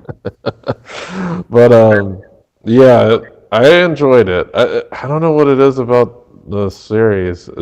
It grabs my attention every time I read it and listen to it. Yeah, Did you listen to it or did you read it? I listened to it. Okay. So yeah, I love Breeze's accent. Breeze is always a scene stealer. He's Yeah. he's not like the best character, but any scene that he's in, he steals the scene. Hmm. And I would expect if this ever sees the screen that he would be a scene stealer as well, because it's kind Yeah. of his character is to be the most flamboyant and witty person in the room. Yeah. Yeah, for sure. um, but yeah, I loved it. I finished it today, actually, earlier today. And I started Kill All Normies. Oh, I've read that. Yeah, it's pretty short. I didn't know it was that short, but I'm about halfway through it. Yeah, I liked it. I Um, thought it was pretty good. What it's did you? about like crazy internet culture and 4chan and stuff like that. Yeah. Yeah, it's pretty accurate, I would say. Yeah. Um, I'm not yet through it, but I almost wish it's like a very light touch of that internet culture in general. It doesn't really go too deep anything into anything Yeah. because it's a very short book. It's just kind of like an overview of like the culture war, internet culture war stuff. Hmm. Um, It made me I want to read finished. more Michael Malice's book that I haven't read yet called The New Right, which is more about like obviously the more right wing aspects of it's kind of like it kind of seems like it's about the alt right specifically, but like to do with internet culture and that sort of thing too. Yeah, I also want to check that out when I get the chance. Um, But I had this book on my reading list for a while. It's just that my library finally got it, and I was able to listen to it. Catch and Kill, I just kind of randomly picked up because it was available. I actually really liked it. Um, I thought it was pretty intriguing. I didn't know Matt Lauer was such an asshole. Yeah, Um, me neither. I knew Weinstein was a pretty shitty person. I didn't Yeah. know like the extent of like the Matt Lauer stuff, and I was like, Well, that and they guy's. even know, like, I didn't know the extent of how truly awful and manipulative Weinstein was Oh either. no, yeah, he's basically like the Epstein of Hollywood. Yeah. Um, he's just as prolific and bad. I think there were a shitload of victims that he had, and I just couldn't believe these people. Like, I just don't understand. And I know they were talking about, yeah, he has a lopsided face, and I went and looked it up. And I was like, yeah, his face is a bit lopsided. You're right. Um, but I don't understand. Like, his wife was like hot. Um, he's trying to fucking rape all these people. It's like, Jesus, why don't you just hire some hookers and be done with it? Yeah, I know. I mean, it's like I mean, it seems like a power thing, but I mean, you could even pay hookers to have some sort of power thing, but obviously you probably couldn't rape them. No, because you're paying them. Yeah. Unless the hooker said no, I guess. Well, yeah, it's horrific, man. It was just horrible. Yeah, The most interesting aspect of the book, though, was how he hired an Israeli intelligence agency to yeah, like stalk like the people who were talking about him, and they hired like some to follow Rose McGowan and to sabotage her book. Not sabotage, but acquire it.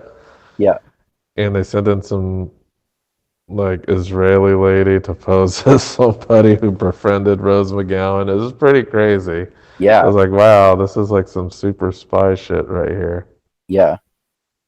And But like yeah, one of the most chilling parts of the book to me too was finding out about how like he had female assistants that were complicit and knowingly sending women to basically be sexually assaulted by Weinstein and then kind of like helping cover up with him or cover it up for him yeah, after.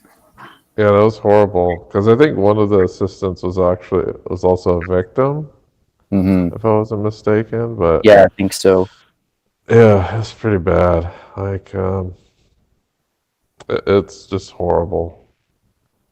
It's sucks. And then there was some stuff that, because apparently Tarantino knew that this was going on, Oh, I didn't right? remember. Because he was dating Tarantino dated Rose McGowan, if I'm not mistaken. Oh, No, okay. not Rose McGowan. It was somebody else that got. It was somebody that got raped by Weinstein. Oh, I okay. forgot. And that Tarantino was dating. Oh, okay. I forgot who, but he knew about it and he didn't really say anything at the time, Oh, which is fine. Like, I don't know if it was his place to say anything because I don't know if whoever he was dating, wanted him to say anything about it. But the yeah, problem was too is that Tarantino was being bankrolled by Weinstein, yeah, so yeah, it's a fucking complicated relationship there. yeah. Oh man, and I know Ben Affleck was somebody who knew that this was going on. There were like Oh, a bunch of different people who knew that this stuff was going on, but they didn't say nothing really about it. yeah. So I was like, oh yeah, that's pretty complicated. But That reminds me of that speech that Ricky Gervais gave at the Oscars, basically telling everyone there, you all knew about Weinstein and you didn't say jack shit. he's probably right. Yeah. But yeah, I want to see who he dated, who got abused by Weinstein. Tarantino. And I think she was in one of his movies.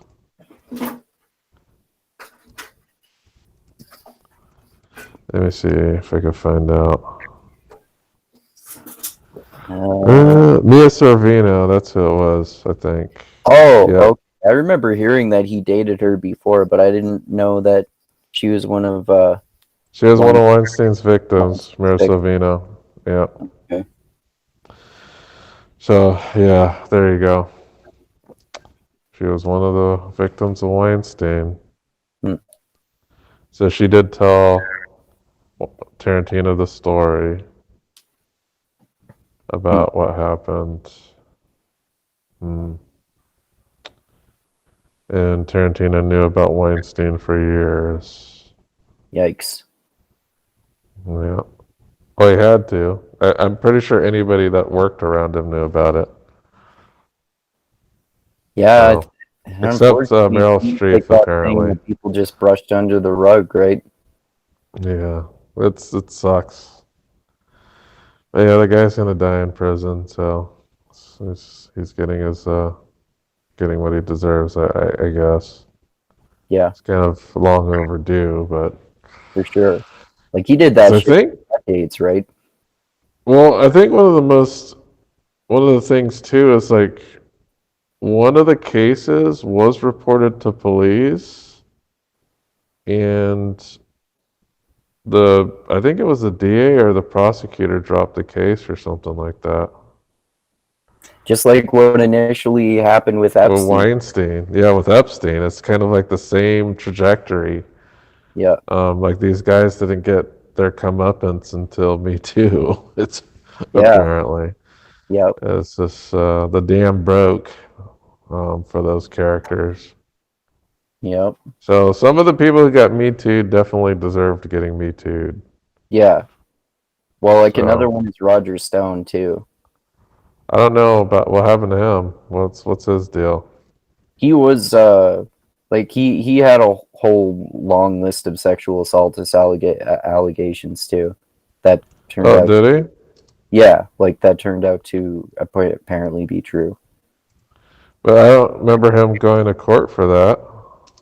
um I don't I don't remember that much about the details other than that, like he's not the head of whatever news network he was anymore due to that. Hmm. I'm gonna look that Yeah. up. I know, like, I think Megyn Kelly was one of the ones who, one of his many accusers, I think. For Roger Stone? Yeah. Oh, that's weird. I haven't heard of that. Wow. Um, I think I was telling you before, there's a movie about it that I haven't seen, where John Lithgow plays Roger Stone really well. Hmm. Blah, blah, blah, blah, blah. And what else did I read? I think that's pretty much it that I could remember. Um, Oh, apparently, like, he was he was accused of raping people and paying them off and stuff like that, and seeking sexual partners for himself and his second wife, and you know, um, having a habit of sexually assaulting female news anchors and then uh, getting them to not tell anyone, otherwise they would lose their jobs. so he did some similar things. Yeah, yeah, Hmm. I know what's up with these deviants with power. yeah. I think it's like some sort of fucking twisted sociopath control thing or some shit like that. Hmm. Yeah. And then Like another couple if it bucks. were me, like if if if I were some like rich billionaire or something and I had all this power and I had all this money, if I were married, I mean, I probably would not be the type of person to cheat on my wife, but even if I were to do that, I'd probably like pay a hooker instead of like raping and manipulating some woman because I would never fucking do anything like that. Like Yeah. I have trouble even fathoming wanting to ever do something like that, you know? Yeah, this is crazy. I don't know. I think it's just some men have in their mind that they deserve that. So when they pursue that, it's like they're rightfully claiming something.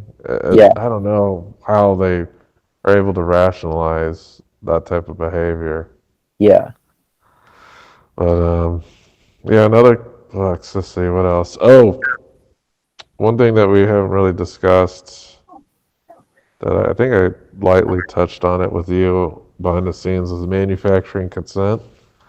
Oh yeah, you were talking about how much of a dry and pedantic and verbose writer Noam Chomsky is. Yeah. Wow. uh, super repetitive. Yeah, Very like he's very thorough, but thorough to the point that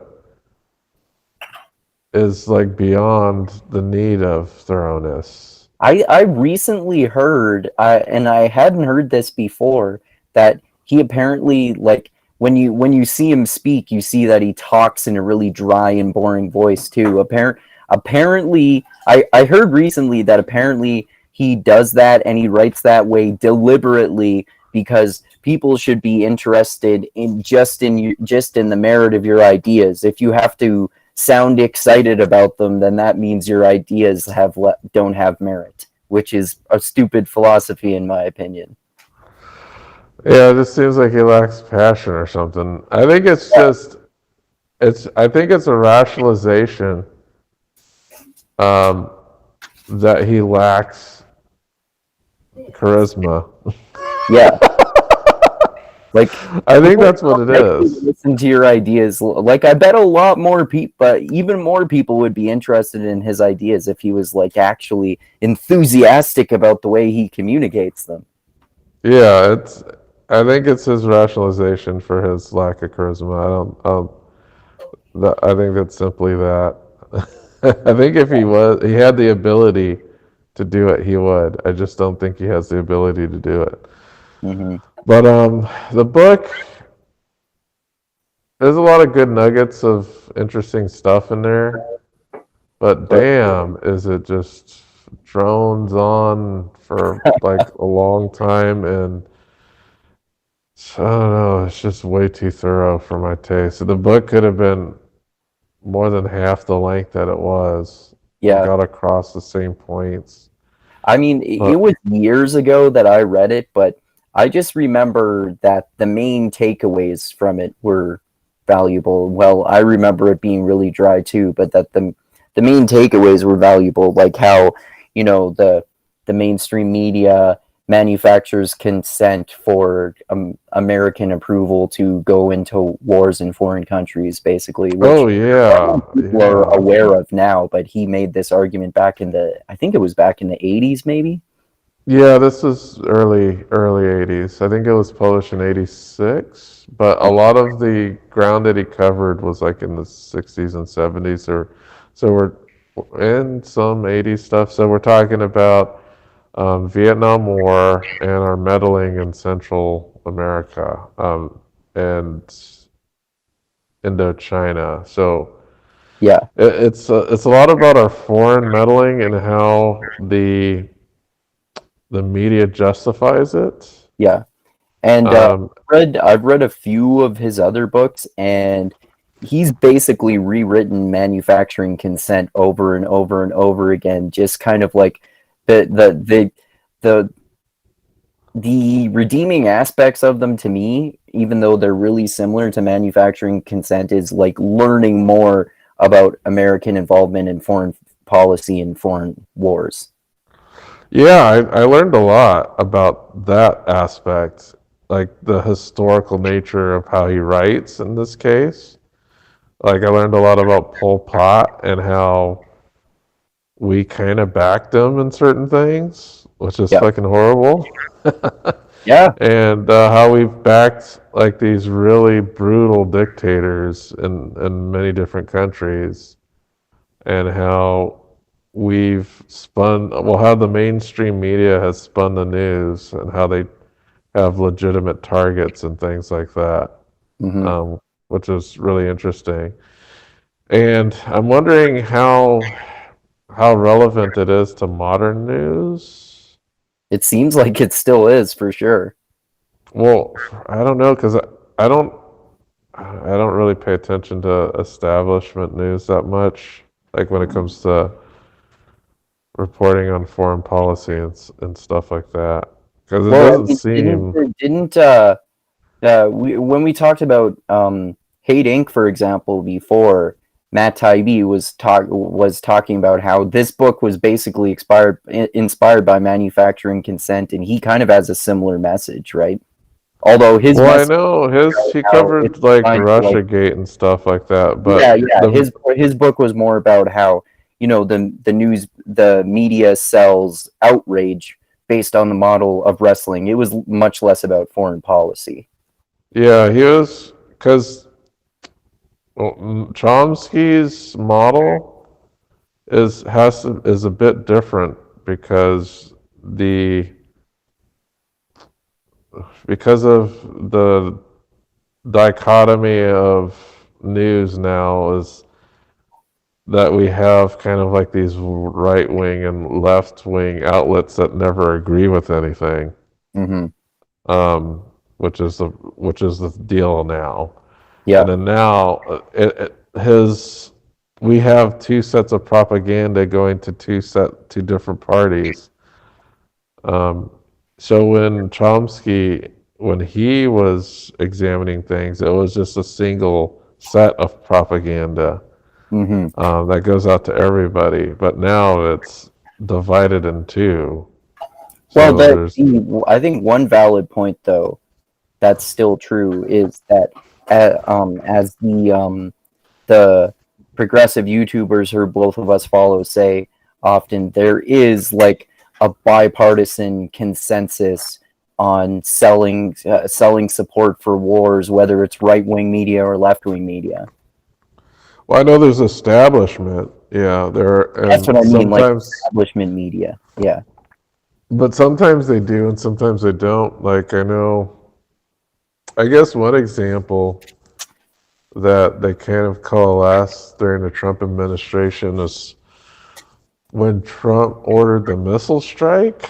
But even then, there were people in media who were upset about it. Like I know that's Tucker true. Carlson wasn't happy about it. Um, Yeah, he's like the only semi-populist, anti-war sounding conservative on Fox News, as far as I know. yeah, I know Rand Paul probably wasn't happy about it. Oh yeah, yeah, But I think populists in general weren't happy about it. yeah, yeah, Um, but yeah, it's a bit. The landscape is pretty different than what it was in the 60s, yeah. 70s, and Well, 80s. obviously, like when Chomsky wrote Manufacturing Consent, it was before the internet mainstream thing and way before social media, right? Yeah, yeah, way before social media. So it's kind of the media landscape is fractured and divided. It's never going to be coalesced into like this big propaganda machine. It's just like everybody has access to their own propaganda that they're looking for now. Yep, exactly. Curated Um, propaganda. all right, and the last book that we didn't really talk about was Elantris, Oh yeah. which you didn't like. No, I didn't like it. I thought it was really boring. I was really disappointed because I like every other Brandon Sanderson book I read, even the ones that I wasn't a huge fan of, like Rhythmatist.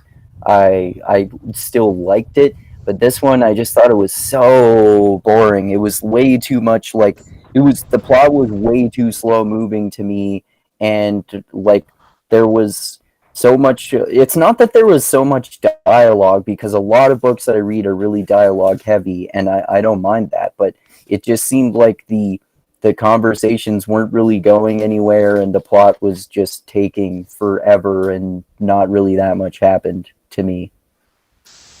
Man, the end is really good. The So end was is that a good. DNF for you? Did you finish it? No, I bailed on it like 3/4 of the way through or so. I was like, man, I can't take this anymore. Ugh. Well, aren't you gonna have to finish it eventually? I don't think I need to. I already read the short story in Arcanum Unbounded that comes after that.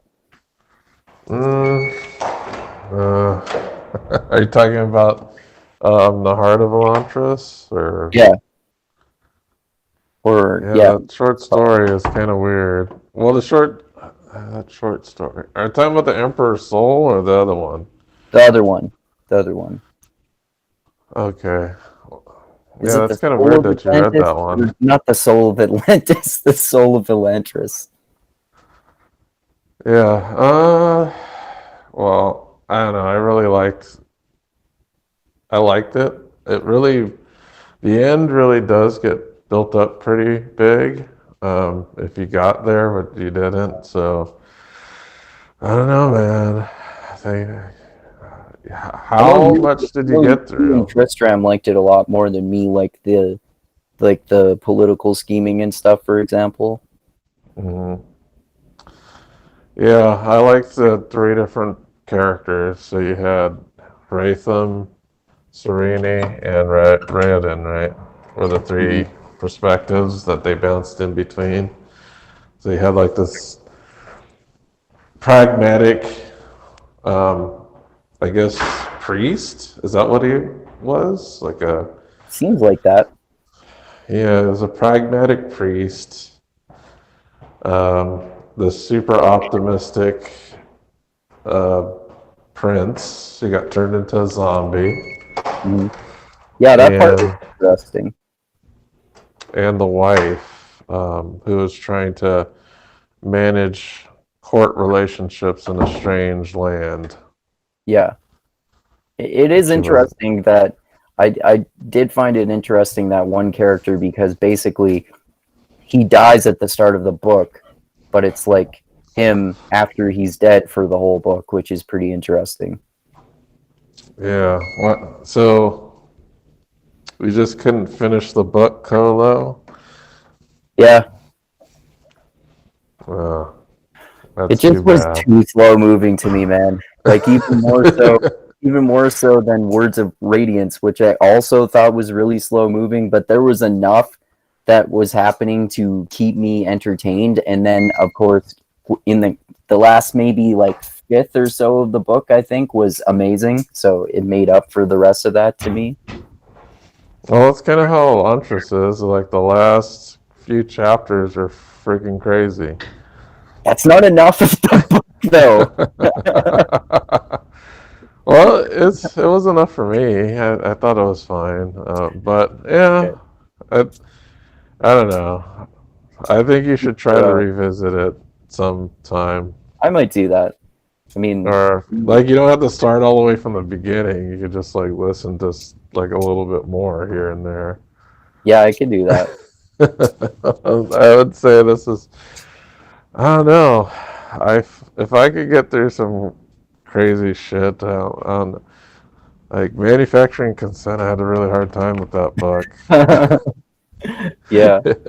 I thought Elantris was much more enjoyable. And actually, it was fine with keeping my attention. Like I was okay with it. Like I didn't have the wandering mind deal because I was pretty invested in the characters. I was like, when are these two gonna meet? You know, like what's gonna happen with these people? That's kind of like a I don't know, like a soap opera or something. I don't know. I don't know how to explain it. Yeah, a little bit. But yeah, you bailed. Wow, I was surprised that you bailed on a Yeah. Sanderson book. Only time I've done that with a Sanderson book. Was it because the narrator wasn't Michael Kramer, maybe? That might have had something to do with it. I mostly just thought the plot was way too slow moving, like I said. You know, so it was too slow, Colo. Yeah. Did you like the guy who said Colo all the time? Yeah, that guy was interesting. uh, it's almost like he's saying Cholo or something. Yeah, no, he kind of like sounded like he had that sort of accent too, right? Like some sort of Like he Spanish was a accent. Cholo. Yeah, He did a little bit. Maybe yeah. that's where he got it from. Hey, Colo. Eh, Polo. Oh man, I say revisit sometime. I think you'll. If you get to the end, I think that would actually change your mind about the book. Yeah. If you actually get there. But you would actually have to get there. And I kind of like, I don't know how far you got into it, but like the big bad reveal at the end is pretty cool.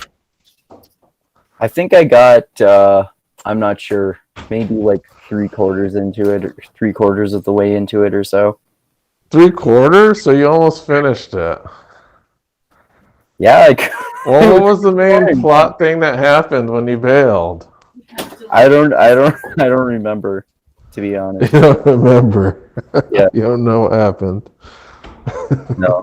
You just bailed. Yep. That's too bad, man. 3/4. Wow. That's As an crazy. estimate, it could have been less than that, but I do remember that it was more than I was more than halfway through it. You're more than halfway through, so it could have been two Yeah. thirds, maybe. Yeah. Okay. But it was after he had. Was it? Okay. Was Raoden, was he the leader by the time he bailed? Huh. I don't think he was. Okay. So yeah, there's a lot that happens then. Okay. Yeah, that's quite a bit that happens. Not gonna say any more about that, since you might revisit it in the future. Wow. Bail on the Sanderson. That's insane. Would you ever have thought that you would have had the bail on the Sanderson book? No, I never would have expected that. Because, like I said, I'm a fan of all of his other books that I've read. Interesting. All right. Well, I think that's pretty much all that I read, listened to, and so I've been working on like Crown of Swords, Right? and Are we'll you? be Did talking. you finish the next 15 chapters? Oh yeah. I'm already into the next. I think I'm on chapter like 36 right now, Okay, so we or could do 37. the next chat on Crown of Swords next week. Oh, we'll have to see. 'Cause I don't know if I can maintain this pace because I have to do a shitload of car work next week. Okay. Um, I'll try. I'll let you know. Didn't we do part one yet, though? That's what I mean. No, Because we did do part one already. that's what I mean. We only did the Yeah, first 15 chapters, didn't we? we're going to be working on part two. Okay. Part two is what we're going to be discussing next week, and that's. Oh, okay. I was confused about what you meant. Oh, yeah, we're going to do 16 to. Was it 30? Yeah, I think so. Yeah, for sure. I thought you meant like the last third also. No. Oh no, I'm certainly ready for part two. That's in the bag. I'm working on part three by reading more. Cool. I will read the next 15 chapters this week then. Cool. And I'll have to listen to the next 15 chapters Cool. to keep it fresh. But I think that's all I read. All that I can think about right now. Well, that's pretty much all that I read. And how many books did you end up finishing this year? You know what? Let me look that up because my goal was 320, but I know I read more than that. So I like to increase my my reading goal only slightly each year, so I know I can still relatively easily complete it. But I know that I read more than what I said I was going to read. I don't remember. I think it was more than 330. I'm gonna. Isn't it like 347 or something like that? It might have been. I gotta look. If I just go to view the challenge for this year, because I already reset it. I set it to 325 for this year. What did I do? Oh, yeah, it does tell me here. Reading challenge. Congrats, you read 357 books of your goal of 320. Yeah. Oh, I was off by 10. Yeah. That That's a is lot of books. almost a book a day. A book a day. Jesus Christ. That's a lot. Sometimes it takes hardly any time to listen to a short nonfiction book. I think that's one of the main things. Well, the main thing is that almost every day I spend time reading a physical book or an ebook, and I spend hours listening to an audiobook. Okay. Yeah, at most. I think most days I can't. I think I listen to at least 2 hours of an audiobook a day. and I try to read an hour a day. Try, but it usually ends up being more like a half hour. Okay. Because as soon But as I you don't, start falling asleep while I'm reading, I put the book right. down and go to sleep. But you listen to audiobooks at 2 times speed like I do, but you don't speed read like I do. So probably you still read relatively quickly though, don't you? Only if it's nonfiction. Oh, okay. If it's a fiction book, I just read um, slightly elevated speed, depending on who I'm reading.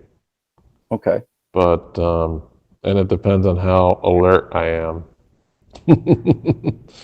As a Okay. lot of times I just start falling asleep while I'm reading, and when I do that, next time I pick up the book, I actually go back 5 pages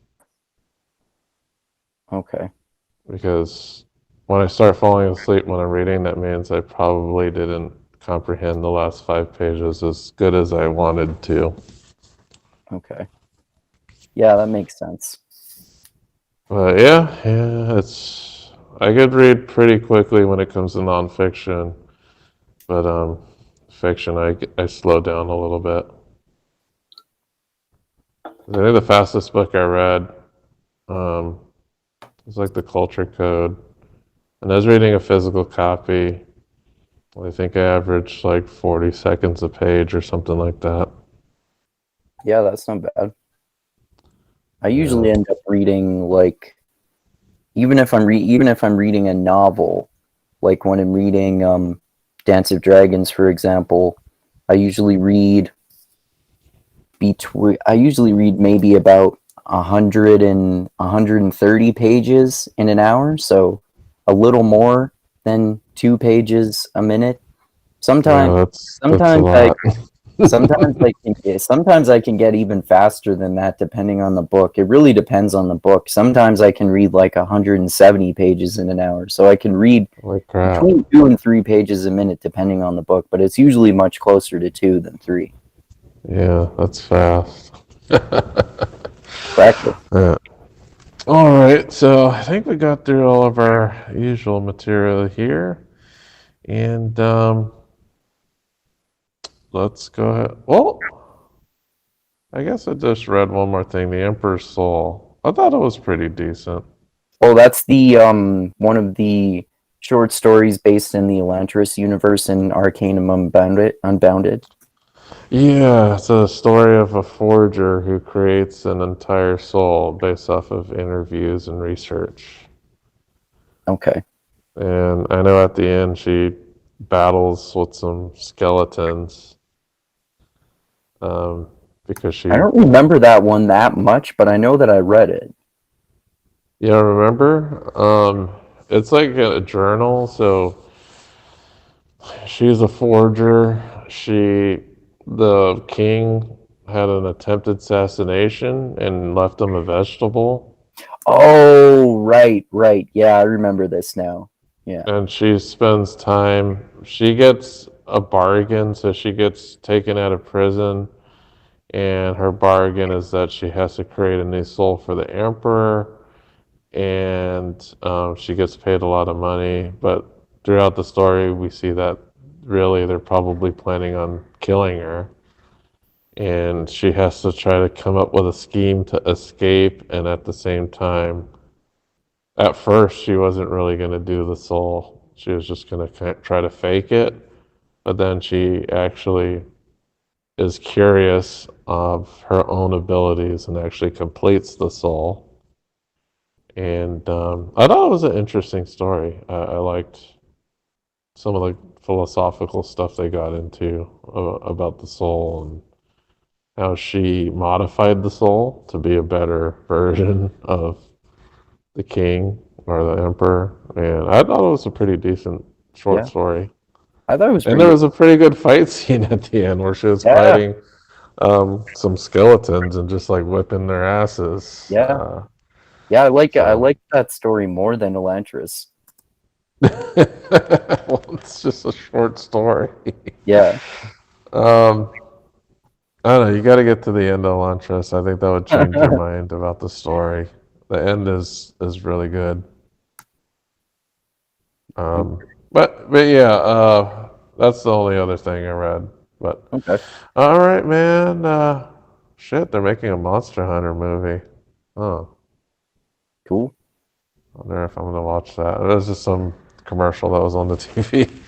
Uh, so yeah, that's it for this week. Next week we're gonna do the chat on the rest of the Wheel of Time book that we're working on, book 7. It's going to be Crown of Swords. We're going to do part 2 with Tristram joining us for that. And what are we doing tomorrow on Mindgasm's channel, Andrew? We're going to talk about the Well of Ascension tomorrow, which is book 2 of Era 1 of Mistborn by Brandon Sanderson. I would say my favorite series by Brandon Sanderson. And yeah, we were talking about that a bit earlier, and we'll talk about it more tomorrow. Awesome fantasy book and awesome fantasy series with great characters, great world building, great magic system, and an awesome plot that we find out later on has way more layers of meaning than we think. Mm-hmm. And yeah, and I know I gave you Oathbringer. Did you get that one Yeah, yet? I haven't started that yet, but I'll probably be starting that, I would say, sometime in the next couple of days. Okay. I also have Rhythm of War, so let me know when you're ready for that. Oh, sweet. Yeah, I just got it. I have it sitting there, haven't touched it yet. I'm just like, I think I think after I'm done with this, I'm gonna listen to Wheel of Time and then Rhythm of War. Cool. So I know it's a huge ass book, so it's gonna be a while. It's gonna take me a while to get through it. But yeah, next week we're gonna talk about the Wheel of Time. Tomorrow we're gonna talk about Mistborn on Andrew's channel. Be sure to check that out. And you can go ahead and plug away, Andrew.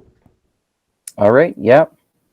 Like you were just saying, if you want to, you can check out my channel, Mindgasms, where we're going to talk about Well of Ascension, Mistborn, Air 1, Book 2 tomorrow. And Dusty and I and others do all sorts of other chats on there all the time. We talk about lots of movies and books.